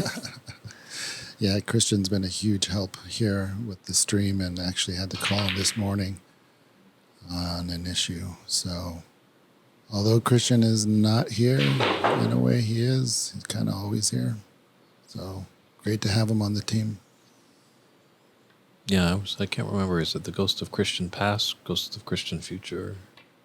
Something there. He's floating around here somewhere.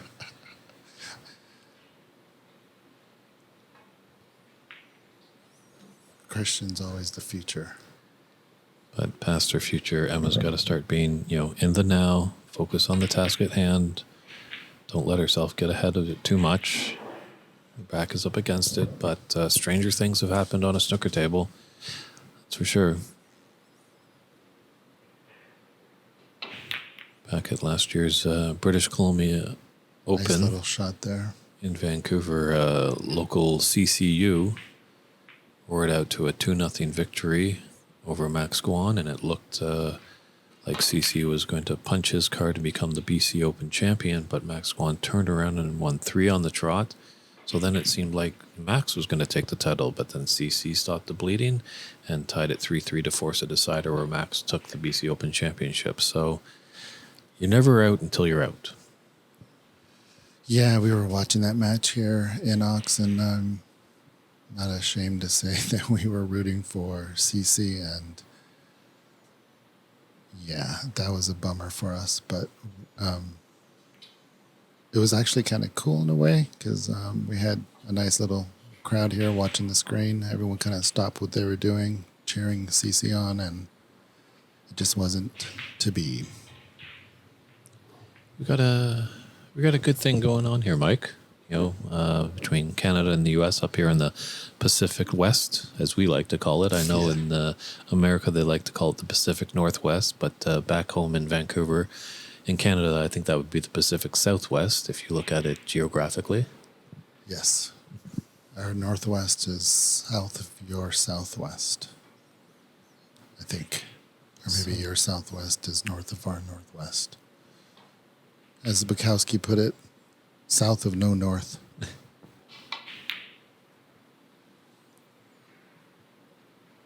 But definitely Mike and I have been discussing, don't know if any of you had tuned in, a few years ago when we had the great, but now unfortunately deceased Bay's room.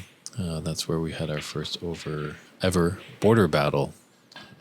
2 gentlemen from Canada and 2 from America, and it was great fun, and we're hoping that we can continue to do that. I think now that things are easing up with the pandemic and travel can go more freely between the 2 countries, look forward to that. I think that should be great fun.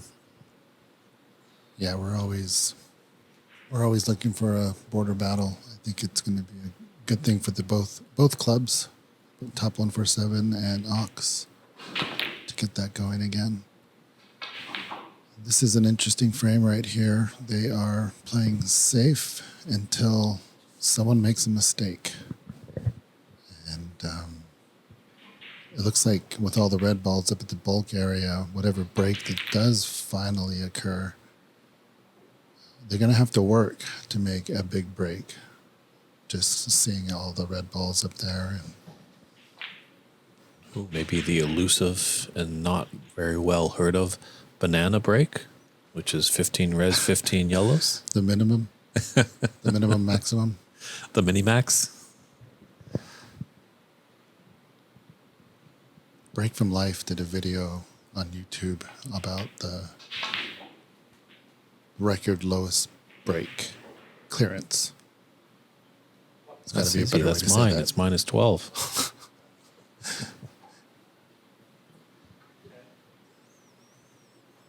I think it actually has been done. We need the wizard of all information, David Brock, tuning in, but I think someone did actually do. Is it Mark Allen? Maybe. I think it was a long time ago. I think it was 15 reds and 15 yellows, and then ran the colors. No, Yeah. that's crazy.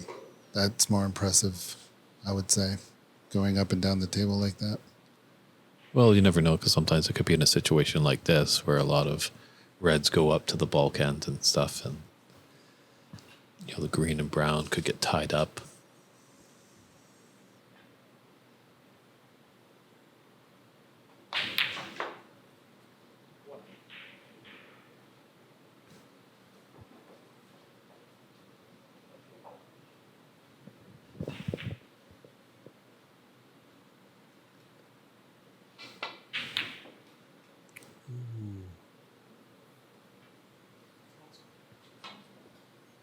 These are tight pockets, that's for sure.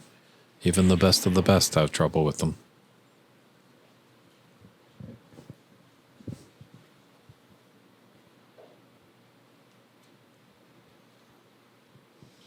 Yeah, these tables are professional grade pockets and cut. And talking to some of the players on this tour, they rarely play on tables like these. They're looking for places with tables like these. So it is a big difference between going on club pockets and pro pockets. Interesting, going back to the border bottle. I'll have to talk to you and Jonathan to maybe start up getting a kitchen in your clubs. 'Cause, I don't know if I had mentioned to you, but I met a Kenyan gentleman up in Vancouver. And he says back in Kenya, they have certain clubs, but it's a whole tournament about everything. So clubs are judged on how the tournaments run, who wins the tournament, what the food is like, what the hospitality. It's a whole interesting community. I don't know. Maybe we should book our plane tickets to Kenya and source it out and see how it's like. I'm not sure why Top 147 doesn't have a kitchen, but I'll tell you why Ox doesn't. And I don't want the tables to smell like food. It's not the biggest place. And there's, if we're going to have a kitchen, I'm not sure a good quality hood would keep this whole room smelling or not smelling. I don't want tables that smell like pizza, grease in the air. Well, the one thing I must say about your room here, Mike, is you are close to food amenities. The thing up in Jonathan's room, it's a great room. It's just some food is a little bit difficult to get. They're not immediately close by. And if anyone's been to Richmond on a weekend, it's very tricky to drive in. There's a lot of people coming out. The streets aren't that great. Some of the drivers are not the best drivers in the world.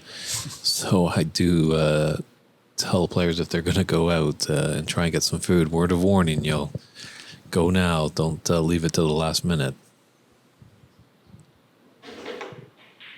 Let's see what Bex can do here. Try to weave a break out of all these balls.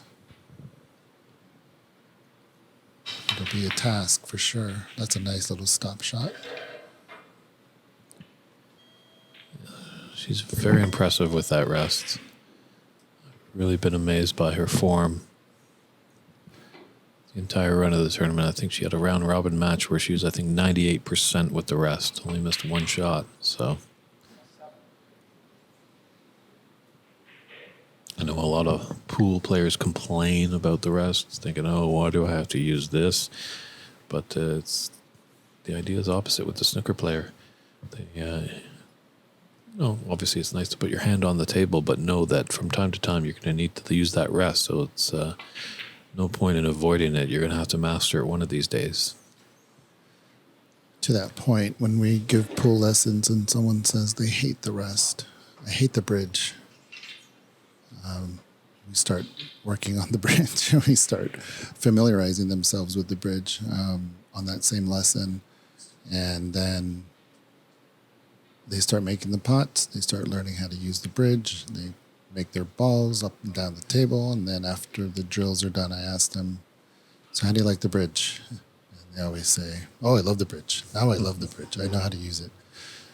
And just, I guess, with anything, if you don't know how to use it, chances are you might not like it. Yeah, and we're all not the height of Kareem Abdul-Jabbar, so Yeah, you got to use it. It's just you have to use it, especially with snooker. If you're leaning over your body, your table's just in an awkward position, your cue action isn't precise, then you'll pay the price and your opponent will clean up, like hopefully Bex does here, she's hoping. was that the sponsorship in you talking? I don't know what you're talking about. Did I have, oh my God, where's that red going? Very trained to be unbiased in the booth here, but Mike does do some, Ox does do some sponsorship for Bex.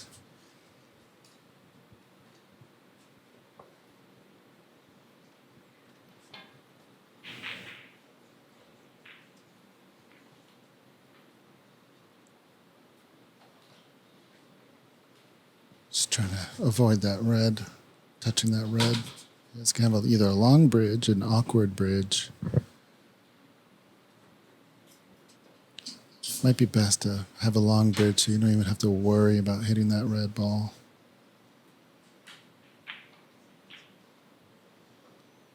Just change your shot completely.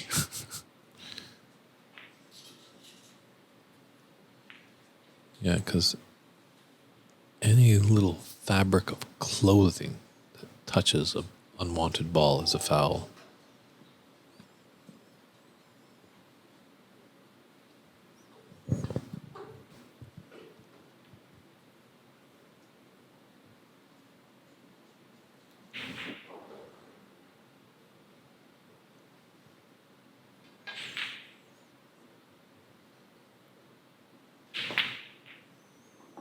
Wow.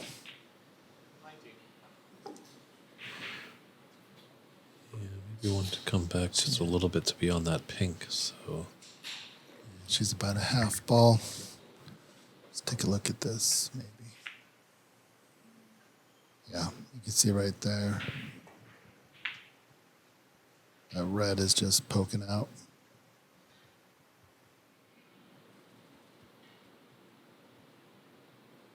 just taking a look at that red just by her left elbow. Great discipline there too. Just feeling a little bit uncomfortable. Something twitched a little bit. Gets up. Goes back at it. Nice. That is actually a foul if hair touches it. And actually it has been an issue with the male players as the great player Rory McLeod has quite a long beard. And at one point his beard did touch a ball and a foul was called. I love McLeod. Yeah, it's interesting how Bex does where the ponytail is. Emma ties her hair back up. And then we have Mary on our other table who's got a short haircut. And then Jamie just lets it flow naturally. So, Yeah, when I had hair, I used to grow it long when I was younger.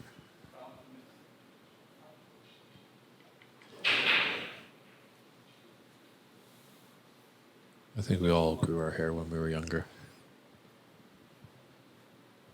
Yeah, Donald's giving you kudos for the knowledge on the Roy McLeod incident. And yeah, David Burney is very knowledgeable on snooker. What a rattlesnake. Another tip of advice, if you do have a beard out there, one handy tip is to get some beard oil. Because sometimes if you have a little goatee or a beard, you might just get little bits of the hair caught in your cue as you're feathering through, and it just could be an annoyance. But head on over to your drugstore or wherever you get your hair products and get a little bit of beard oil. You rub that in your beard, and it's smooth sailing, and that cue will just go through like there wasn't any hair at all. See if Emma can put on a little counter break. She's not too far behind.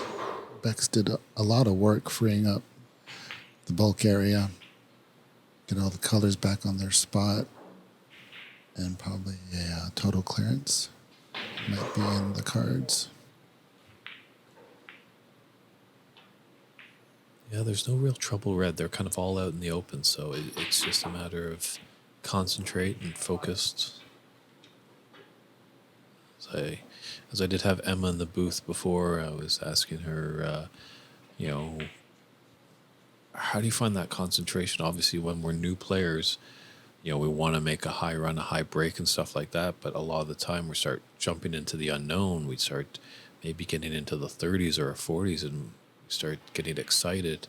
And she's like, you can't think about the century at all.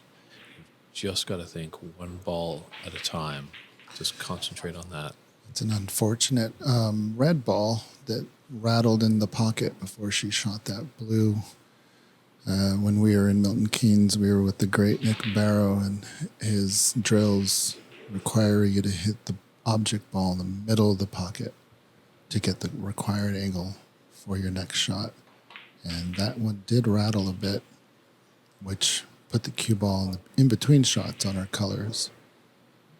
And I do bring up Nick Barrow because he will be at Ox September 24th and 25th, giving a coaching clinic.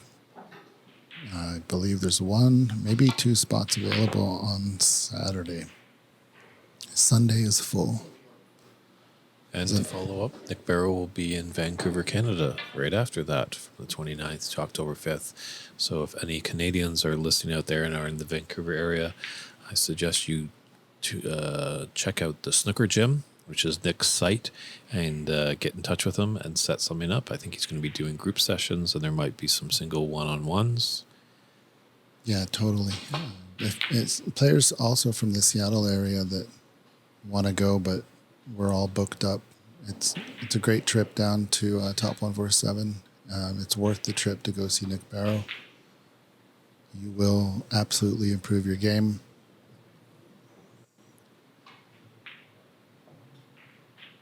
That is true that the great Canadian Cliff Thorburn did win the World Championship with a mustache. I don't think there has been a World Champion winner with a beard. There have been some World Championship champions that have grown a beard, as I think we remember last season. Mark Williams had quite the beard, playing in a few tournaments. But I don't think there is anyone that has had a real thick mustache or a beard, shall I say. So, but there's always firsts. The beardos could raise the cup. Archit Single in the chat got the last spot on Sunday. Yeah, I saw that, Archit. I think it's going to be great to have you here, especially with Nick Barrow. Back with Bays, Archit was instrumental in introducing me to Nick Barrow. We had a little conference call with him. So it's really cool that you'll be there. Archit, looking forward to seeing you.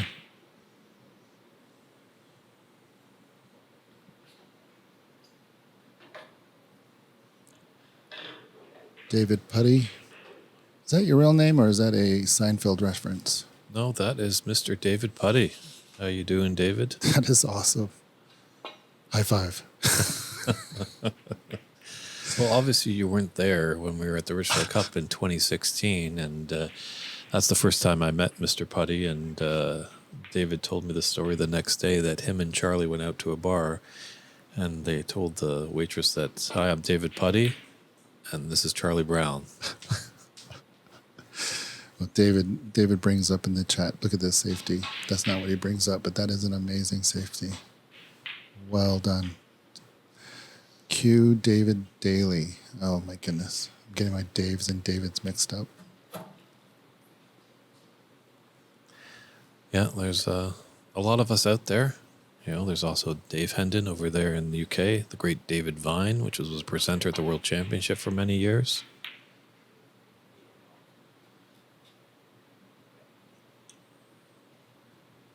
Got out of that. Very good.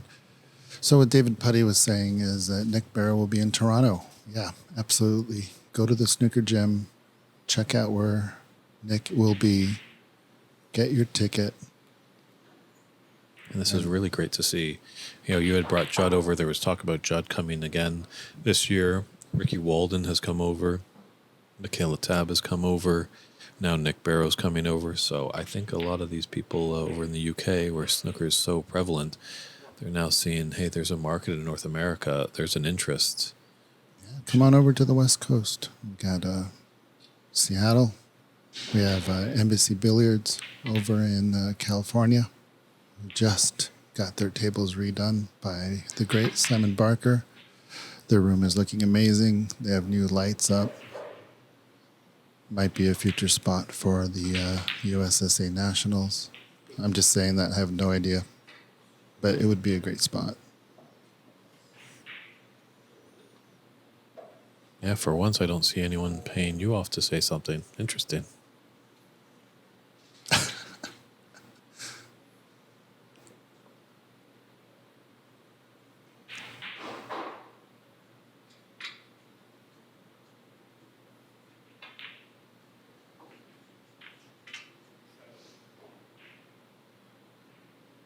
Well, this black is in fact Beck's frame and match ball here.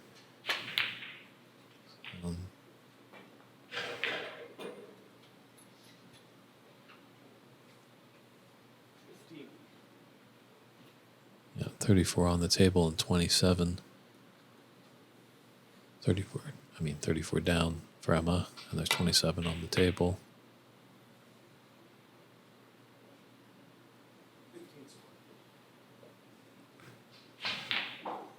But it's just 2 snookers to win, so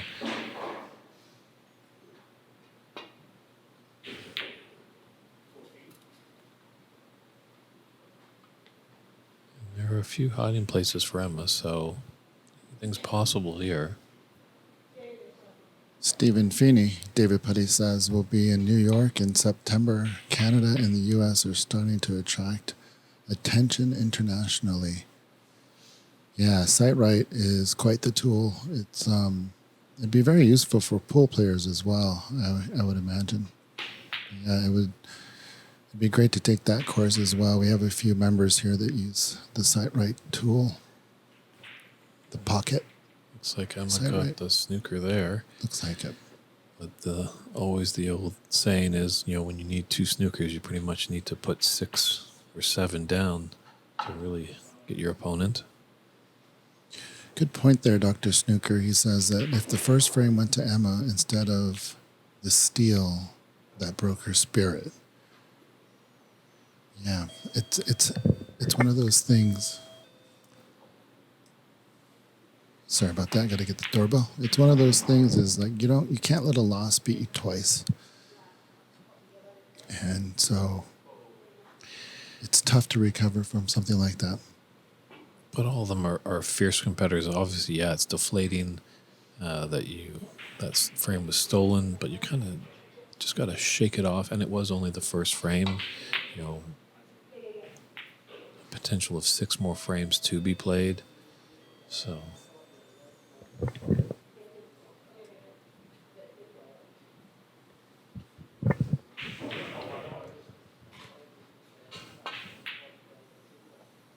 Is it in?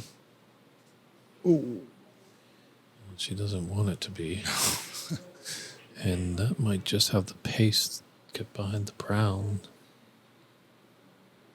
Or maybe not. Careful with the in off.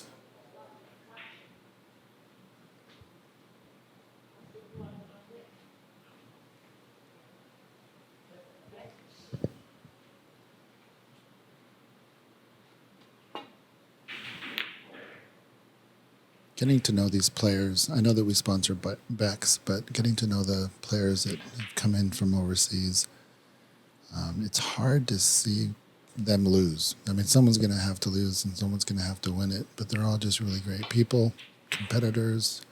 We've had a great time with them. We hope they'll be back next year.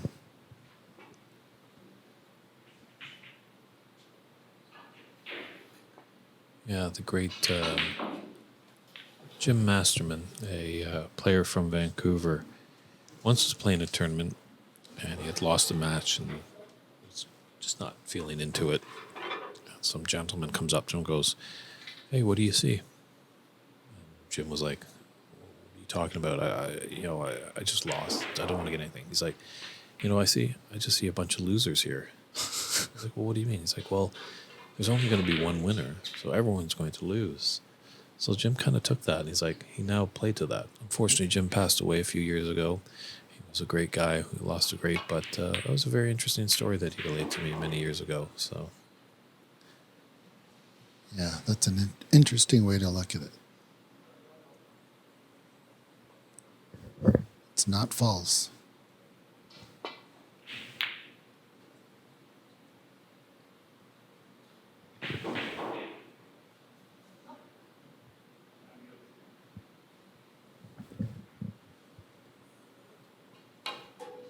and all you tuning in on the stream, we do have our good friend David Putty out there.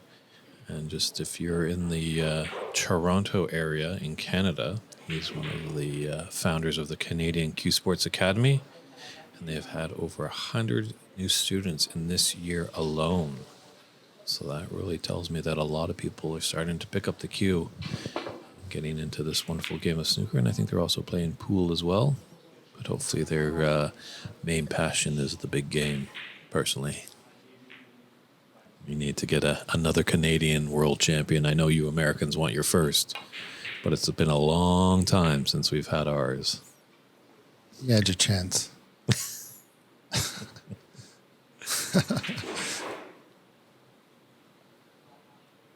That was a good out there.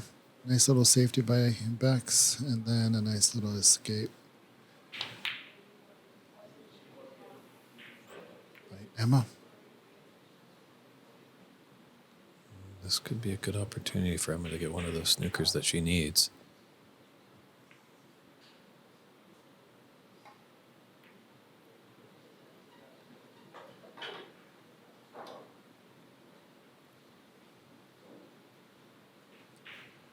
Donald, I don't think there's ever been an American player on the main tour. However, Akmal Ali was the first American. Wow, what a pot there by Bex. Akmal Ali was the first American ever to play at the Crucible this past year when he played at the World Senior Snooker World Championship. Yeah, we're going to have to get him on the mic when we stream the Nationals next week. And he's going to have to tell us all about that experience. Oh, and there's handshakes there. Here we So go. a whitewash here for Rebecca Kenner. Ox's sponsored own is moving on to the finals. And it looks like we're in the latter stages of the other semifinal. It's a 3-0 there. I wonder if we could maybe just switch over to our other camera. We'll get some bonus coverage for all of you to see the conclusion over there. Mary Talbot trying to crawl back into this fourth frame. She's down 53-45, and she is trailing 3 frames to nothing. So here's the shot there, and our crack graphics team is just going to quickly update the score. But Mary Talbot is at the table, trailing 53-45. 8 points are in it, and there's 25 on the table.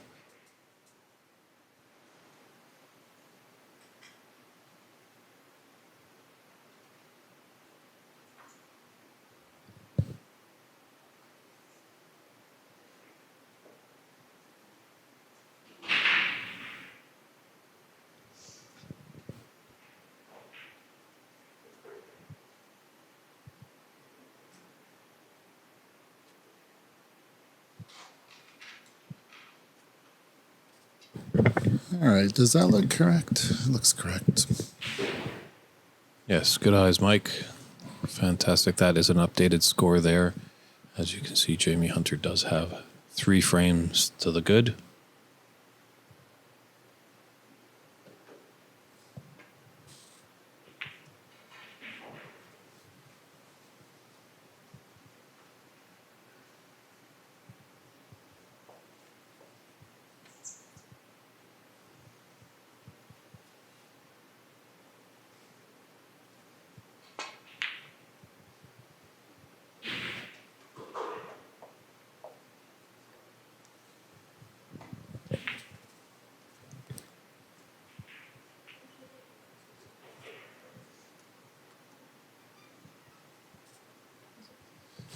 Do you or Emma?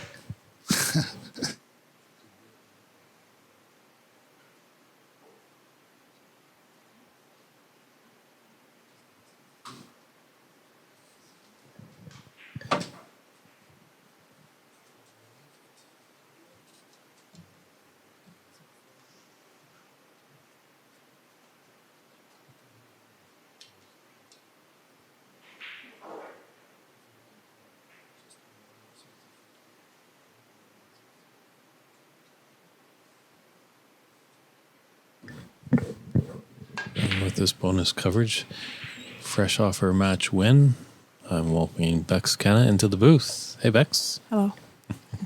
Pretty interesting. Usually you're rushed off to press conference, not going into the commentary booth. Oh, yeah, definitely. So you were actually just in the situation up 3-0, as Jamie is right here.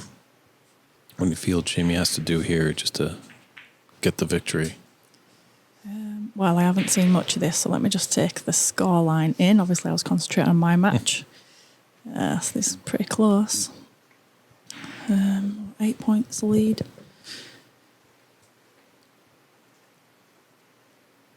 Brown's pretty safe, so you're probably just going to play for good safeties and snookers here till the game opens up a bit. Not an easy clearance with that brown where it is, so you see Mary's just trying to get that white behind the brown to get the advantage of getting some snookers.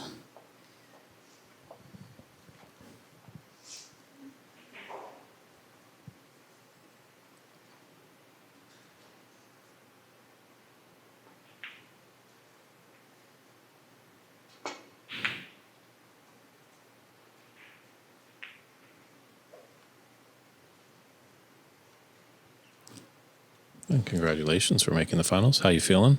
Thanks. Feeling very good, yeah. Yeah. Good to come through without dropping a frame. It was a more tough test against Emma. Can score pretty well, so pretty happy that I managed to score pretty well and get the win. Sure, it was a great steal in that first frame. that you Yeah, had on the there. black, yeah. Right, that's a great pot there. And now that blue's much nearer the brown. The clearance is a little bit nicer, so let's see if she's able to take this and nick this frame and get back into this match.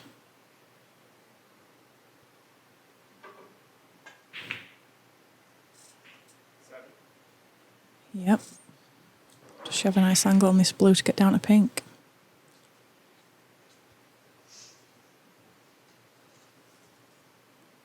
Be a nice little steal this. I don't know who were in the lead first, whether it's close throughout.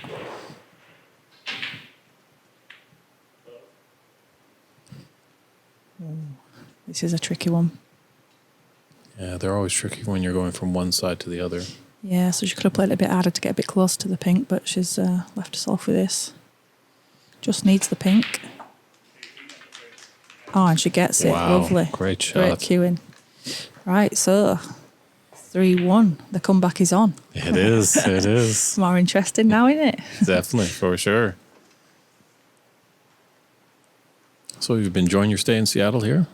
Yep, been loving it, yeah. Fantastic. Loads of nice places to eat. Lovely weather. Good venue here. So, yeah, been really good. And you'll be coming back soon? Yeah, whenever they'll have me, I'll be back.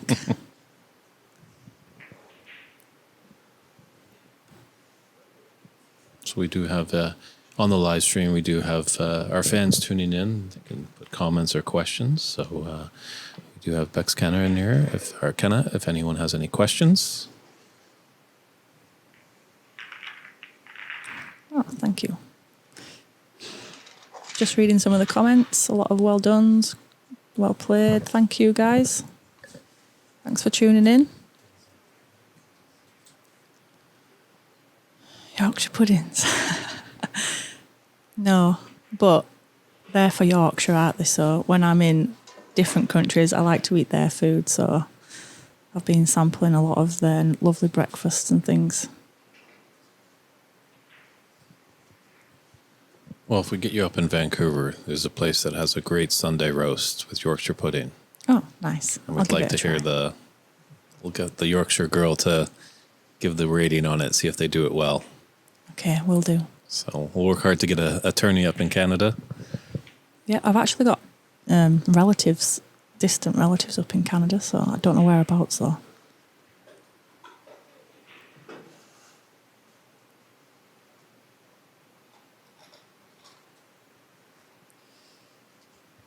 Victor Laszlo, looking forward to playing with Max Elbit. Yes, I am very much looking forward to that. I hope he's fighting fit. I know he's had some neck problems, so yeah, the mixed doubles is going to be amazing, and that's the next event for me. So looking forward to that in a few weeks.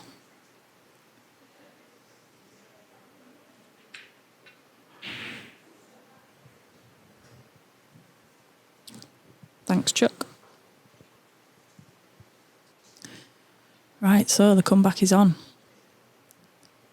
Have these frames been close? I've obviously had my own match to watch, so... Well, we've been tuned into your matches. It's been the TV table, so looking over a little bit here and there. Jamie did come out of the gun pretty quick, pretty fierce. So I think the last couple of frames have actually been quite close. So good. I hope they have a right big old tuffle now, and it drains the life out of one of them.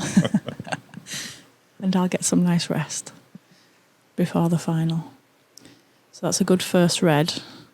This is a kind of shotty practice.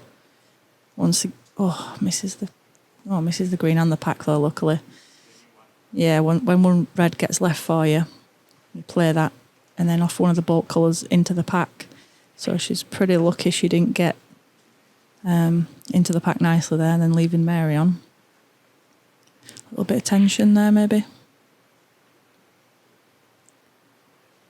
yeah, you're not over the line until you get over that line. It's always that Yep. last round's the toughest. Yep, definitely. My last frame there were a little bit scrappy. I did try attack my way through it, but I did leave Emma some chances.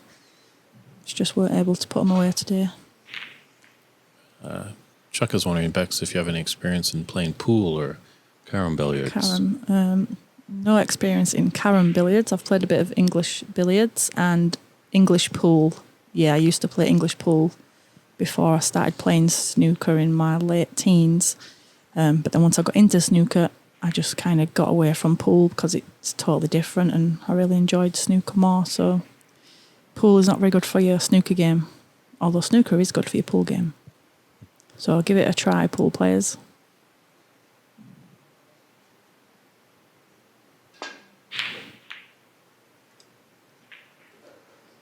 Attacking shot there.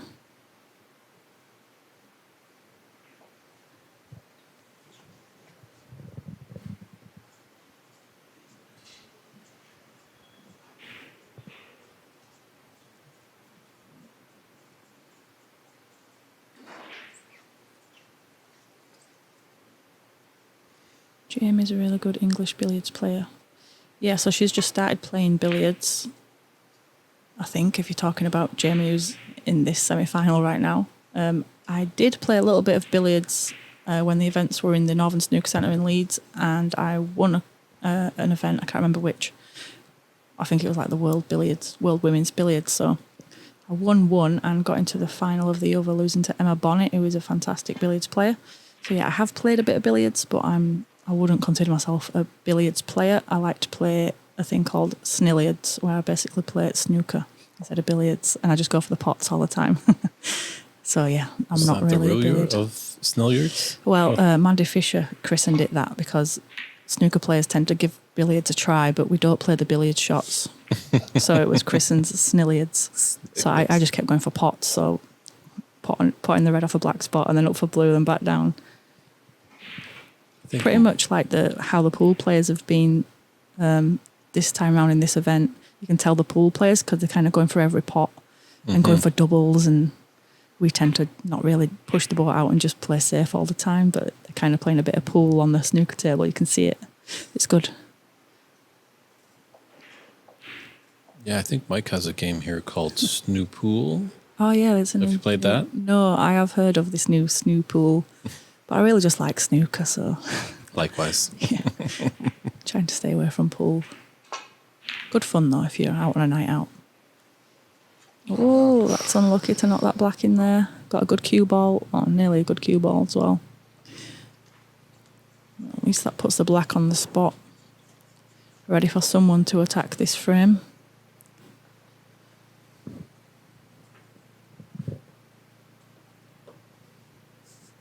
Oh, you have a set of Snoople. So with the purple and the... What's the other colour? Grey. Oh, nice. It almost looks like a I'll give it a Super bash. Snooker. Do you remember that? Did you ever play that with the Nope. pink, or the not the pink, the purple and the orange ball? No, but I have heard of that, yeah. I'll give that a go. Snoople. Right, is there a shot to nothing on here? A little thin cut on that red. Wow. Tried to screw back up the table, I think, but when you throw your arm at the shot, sometimes that tip just lifts up and you just don't get that bite on the cue ball. I think she may have gotten away with it, though.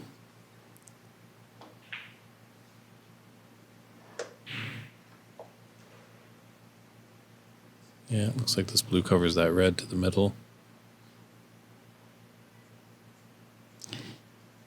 Hi, Daryl. Nova Scotia. That sounds far.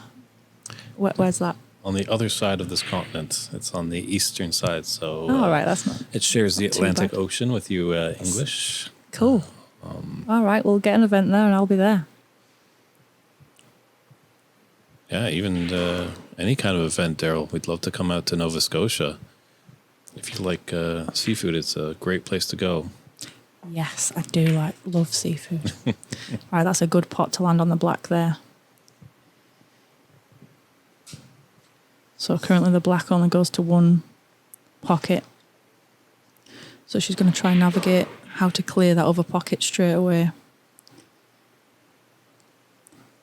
Just to make the break building easier. It's looking like it's going to be a plant if she's going to try attack it that way. Sometimes you're best off not try to push the boat out too much and just pick off what you can. Build your lead.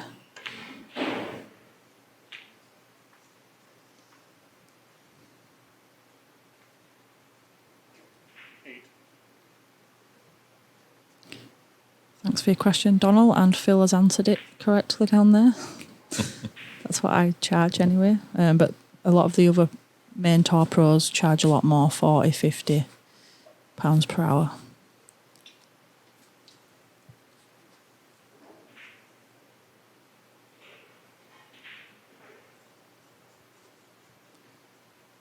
So looks like she's going straight for this plant. Oh, that's excellent. So just, yeah, what I said about that plant to clear that other side of the pocket. She's not great easy on this black though. It's a bit low, but she has two reds that'll go to that corner again. So she's earned a good chance here.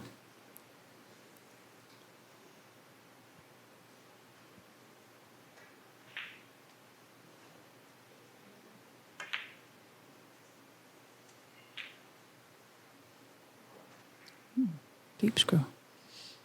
Great pot. 17.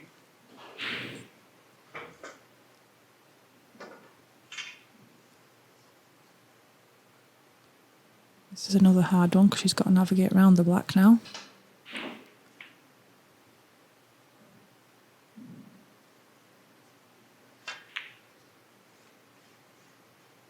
Yeah, just cued across that one a little bit. Looks like she's giving a chance for Jamie now. So she can kind of stop the bleeding, rebound, and You can't really tell the angle here, but obviously she'd love to just screw back for the blacks to the right corner and then be able to clear the red to the left corner to open the black up again. Oh, she's having to go for safety. Didn't fancy it. Good cue ball though. Ash Gooden is asking you, Bex, what your feelings about the shootout tournament. Do you think it's a good way to get people into the game with it being a shorter format, but still keeping most of the snooker rules intact? Yeah, I love the shootout format. totally different to the regular snooker format, so it's good to have a change every now and again. To play in, it's just wild, so... But yeah, really good experience. It's good when the crowd gets involved. Yeah, so I love it. And I am enjoying my experience on the Pro Tour. Obviously, it's hard work. Don't get nowhere near as many chances as I'd like. And the conditions, the cloths are just super rapid because they're always brand new cloths, so that's going to take some getting used to. But yeah, I'm loving being able to practice full time for the main tour and getting valuable experience.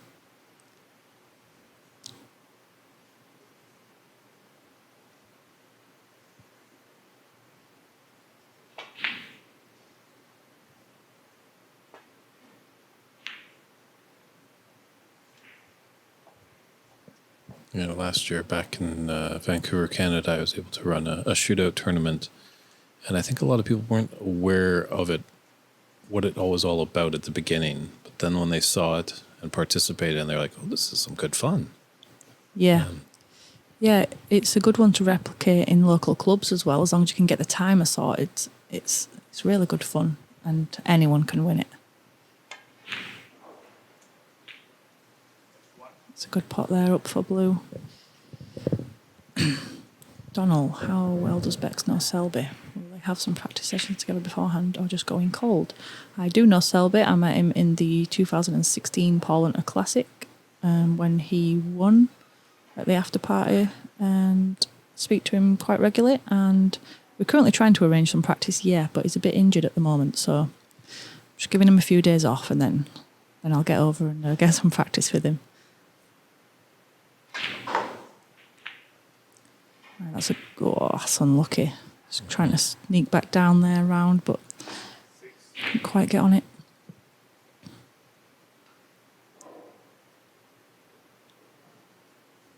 So she's got a nice little lead here.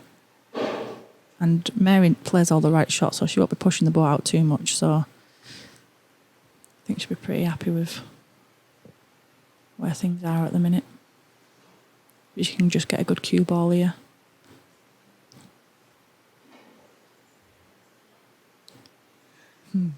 I don't think Mark will be listening to my lead. I'm going to be listening to Mark's lead. And I'm going to be trying to play safe and let Mark do all the potting, I reckon. I think he's got a little bit more experience than me. Ooh, fancy the long pot there. But this could open up a chance for Jamie to get back into the frame.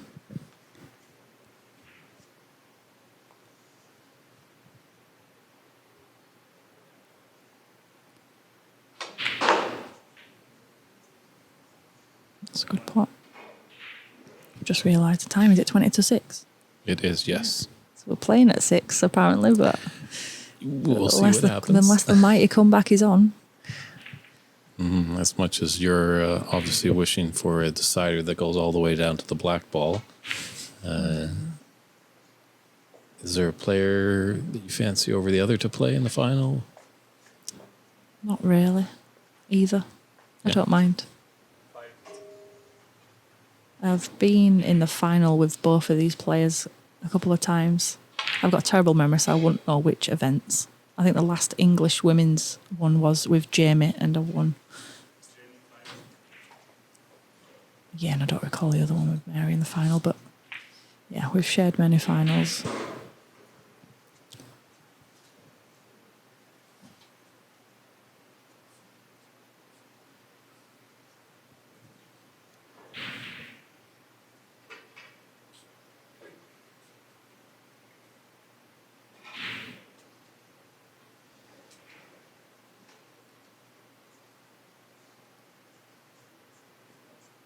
That's a tricky one, queuing over the green like that. Yeah, that'd be the better option, getting your hand on the table. So Mary has a really close bridge. I would feel very hampered if I had that close of a bridge, but Mary generally feels settled with a hand so close. I think it helps she's got very long arms, so it enables her to sight from further back as well as having a close bridge, so she's got a really good setup. Mm-hmm.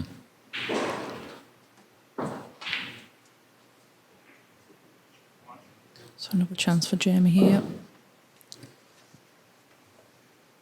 Side of the blue though. Gonna have to work the cue ball again.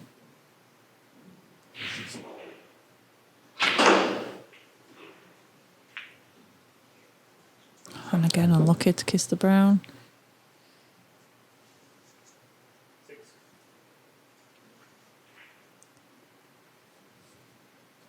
Fancying the attack, I think.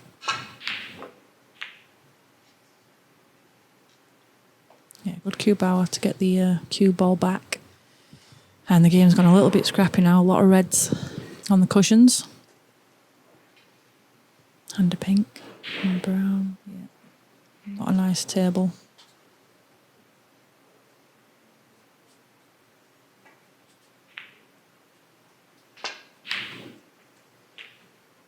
It's a great pot. Wow. Just like she took that pink earlier. Nice still cueing. Lovely stun shot. Kept herself nice and still for that. And yeah, she can cut this in and knock one of the reds off the cushion. Nick a few more points.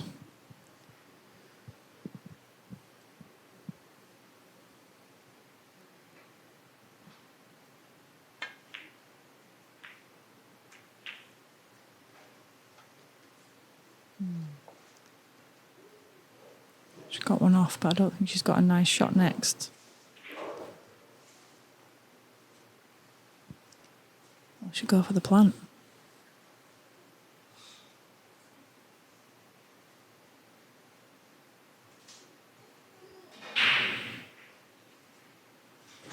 The plant that's on the cushion to the left of the screen. The Or one on the other right. The one on the right.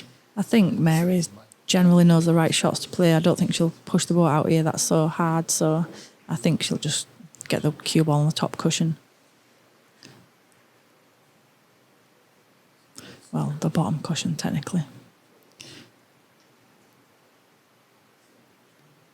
She could even hide it right up near onto the yellow.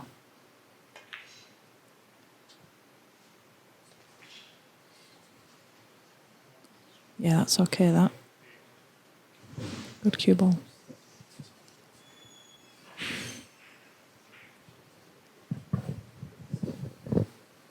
Good night, Roy. Thanks for watching. And thanks for the good luck.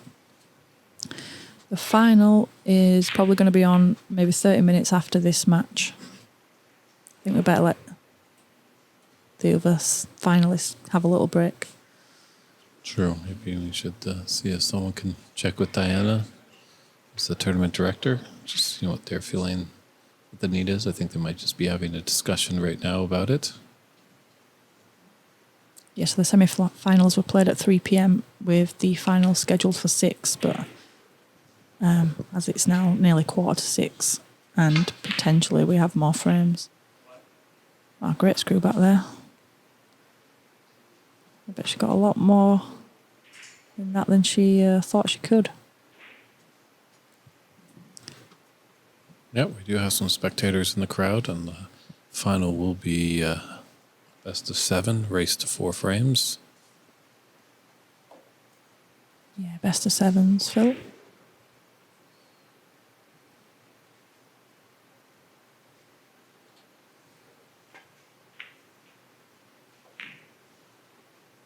She was up straight away, overcut the blue. Ooh, and left a good few balls out here for Jamie to get back into this frame.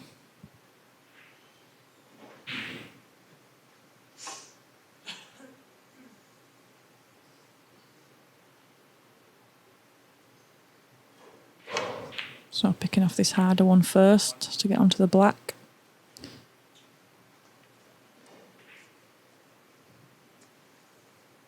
She might have a little saving grace with that red by the yellow pocket.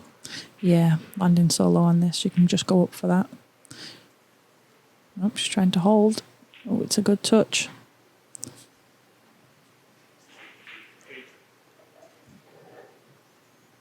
Viewers want to know, Bex, what's your highest break in competitive play and practice? So in practice drills, I've had a few 147s in like lineup drills. In practice matches, as in non-WWS or WST, it is a 1-2-2, which I got against Stan Moody when we were practicing for Q School. I think my highest competitive match break was in Q School, which was a 92. That was to win in a decider, so it was a good 92. I've also had I had 10 reds, 10 blacks in the 2019 World Women's Championships. So that was an 80. I got an 88 the other day, 11 reds, 11 blacks. It's on my list to try to get 147 in a match. I'm sure it's on everyone's list. I think so. Yeah. But I really, really want one. Yeah, so she's taking these nicely so far, the last 3 open reds. Just queuing badly over this. Yeah, the red, and then maybe the hair getting close to that pink. Has she got a bobble with her to put her hair up? Yep.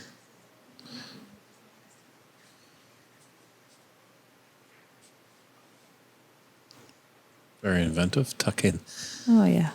her hair into a shirt. I think it's more the waistcoat that's going to bother on this shot.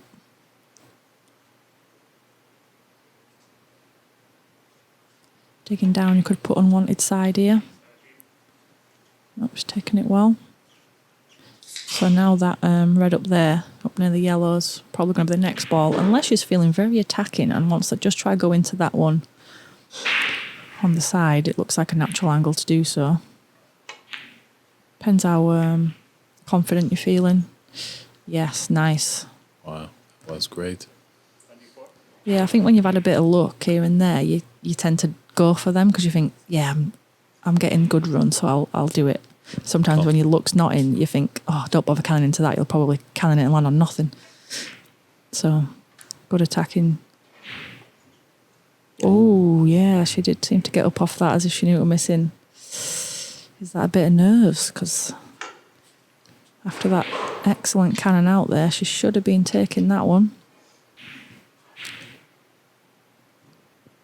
But she's crawled back nicely in this frame. 3 points in it. 51 on the table, so still anyone's frame.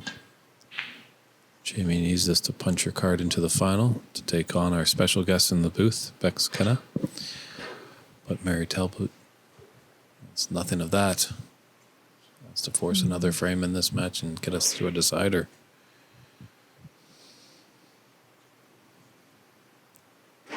Yeah, the current women's world champion, Mink, has made a 147. It was against another female player in the WWS. It was just a practice match, but it is on record, so you can see that on YouTube, I believe. But yeah, not in the World Women's Tour. I don't think anyone's had a 147.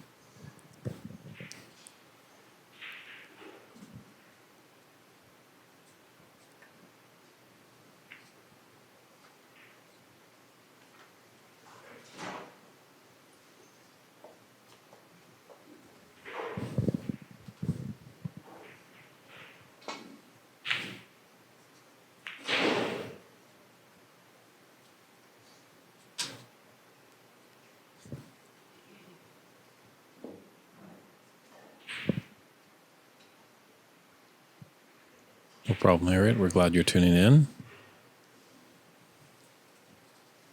This is a semi-final match for the first ever World Women's Snooker US Open.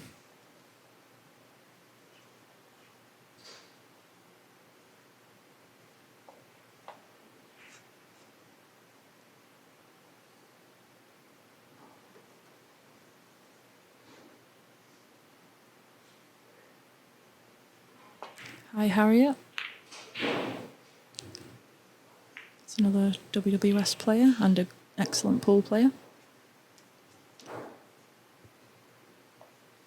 Yes, I am Donald playing in the women's tour as well as the main tour.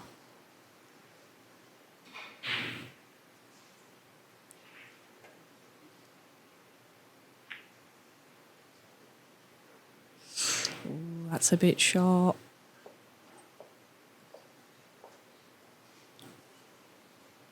Right, can Jamie drop this in and get on to the pink or black?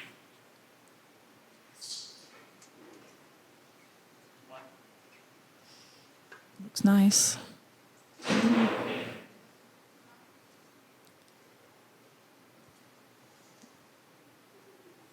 So you have to see with that yellow and blue. That's a nice little wall that's starting to be created there.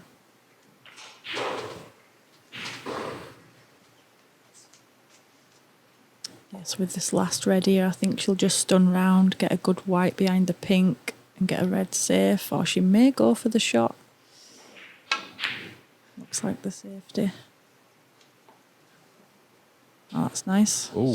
Oh, Ooh. oh no. Would have been nice if not for the jaw. I can't tell from this angle whether she can see that or not.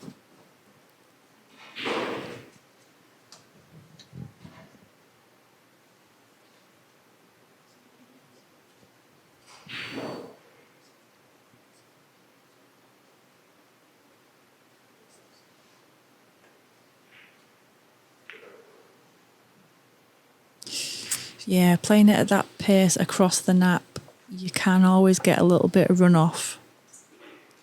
I would have probably just played that a bit harder to just eliminate that from the equation. She'll probably feel very hard done by there, but...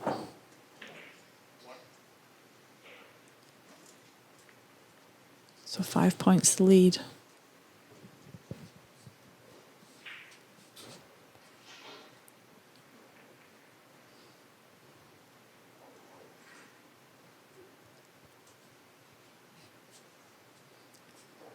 Still thinking about what to do on this blue.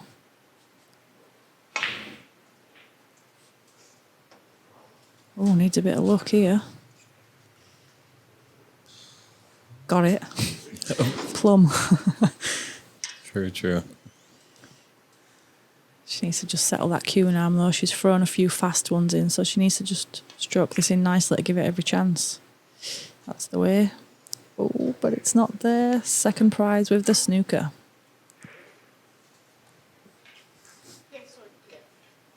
Yeah, she's going to need that brown that is on the cushion there, so... Just getting to that question then. If Rhiannon and Yi are also playing on the both of the tours, could they be relegated from the main tour at the end of this season, then immediately promoted again via the women's tour? If the World Snooker do continue to offer 2 tour cards per year to the current World Women's Snooker champion and then the next best ranked, then if Rhiannon and Onyi were to get relegated after this season, it would then depend if one of them... I can't believe she's missed that. And that'll be a free ball, I think. I think so. Sorry, this match is just getting a bit tense and you've asked me a very long-winded question there. You're doing a great job of handling all these political questions, that's for sure. So, yeah, technically, if they can still stay highly ranked on the World Women's Tour, they can get straight back on. But they would also have to... One of them would have to win the World Women's Snooker Championship as well.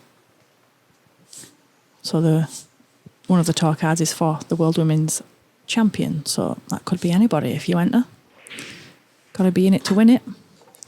So Jamie's taken the free ball there and snookered Mary behind the pink, making this next snooker a lot harder to get out of.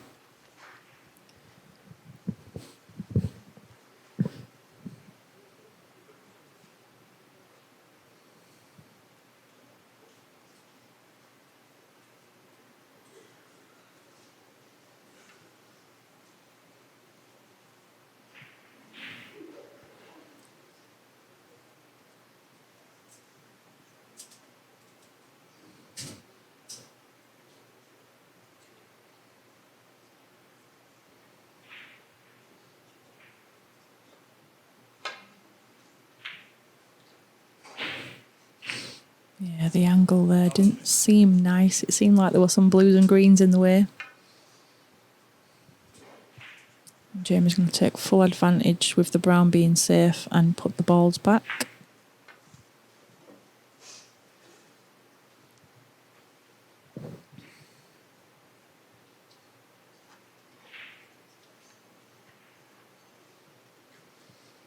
Well, Chuck Jones-Bex is asking you if you Do I offer sign any cue balls. If you bring the cue ball, I will sign it. I do sell cue balls, but I sell the tournament champion cue balls, so they're quite expensive. So if you want to buy a cheaper cue ball for me to sign, you can bring it in or post it to me and I will sign anything and post it back to you.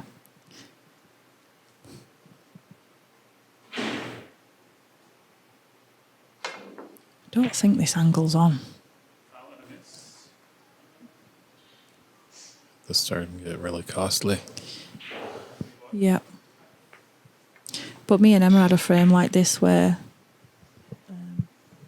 it was an advantage whoever got the snookers, and then I got some snookers back, then she got some snookers back. So just because you're at the needing snookers point, you can still, when all the colours are like this, nick one back and then snooker the opponent right back. So it's never over till it's over. Mm-hmm.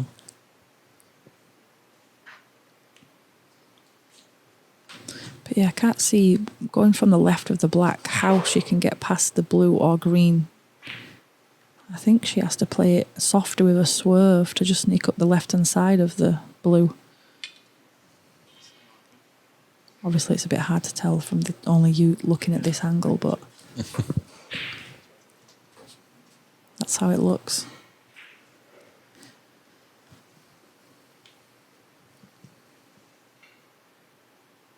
Did you ever think going top cushion and then the side cushion on the right side to the yellow, or Which way? coming down Downwards. downwards towards the top? Yeah. Or is that just a crazy Canadian It's shot? tricky because of how close the cue ball is to that top cushion. Mm-hmm. But yeah, could be.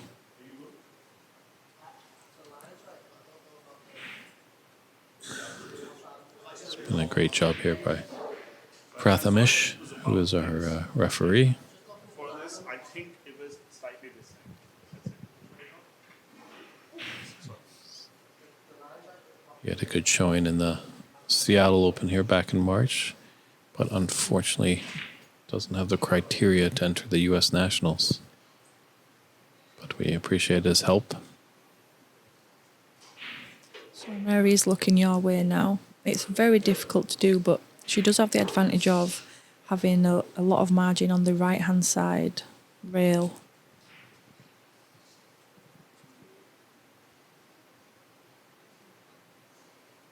It's just such a tricky one to try judge. She's going to have a go at it that way, though. She's decided that angle isn't on.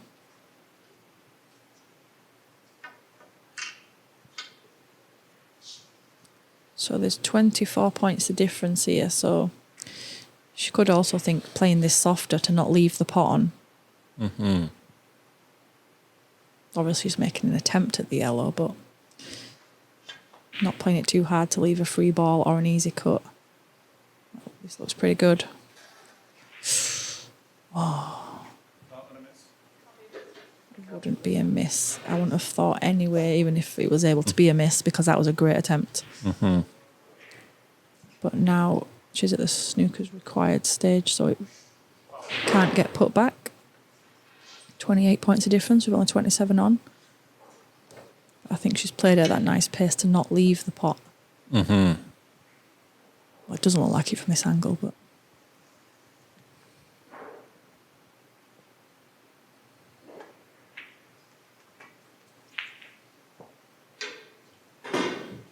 Yeah, so just one snooker from Mary. The balls are in a pretty nice spot, so if she does get that snooker, it will put a little bit of pressure on Jamie.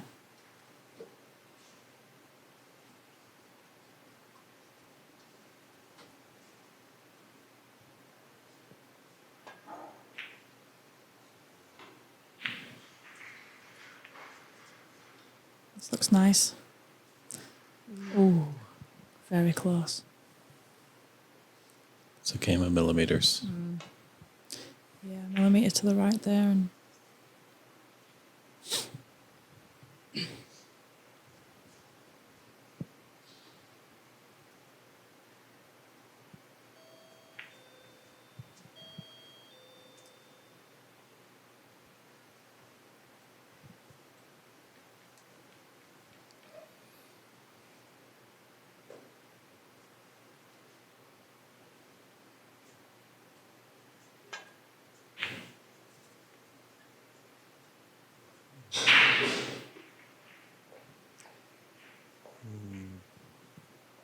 So I don't think she's got it there. another couple of rolls. It would have been lovely, but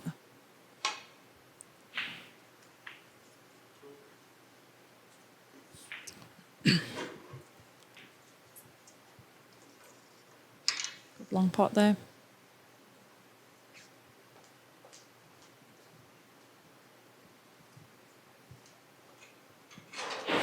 Yeah, I think if this screen drops, I think you're going to be facing Jamie in the final. Yeah, 28. That'd be 33 points of difference. It's 3 snookers on the brown. I think Mary will carry on for him. 31 points of difference, 22 on.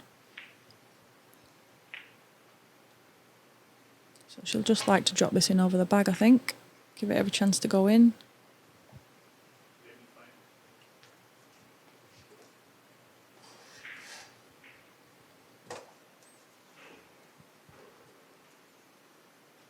Yep, 33 in it and 22 on. So the 3 snookers are required.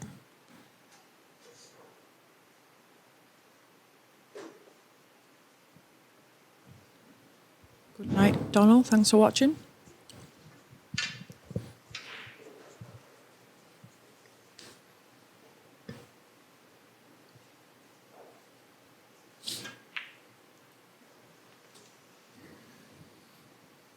When you're in the snookers required stage, if you're needing the snookers, and say there was an opportunity that an object ball is close to being potted for you, would you accept that or would you deny it because you want more balls on the table?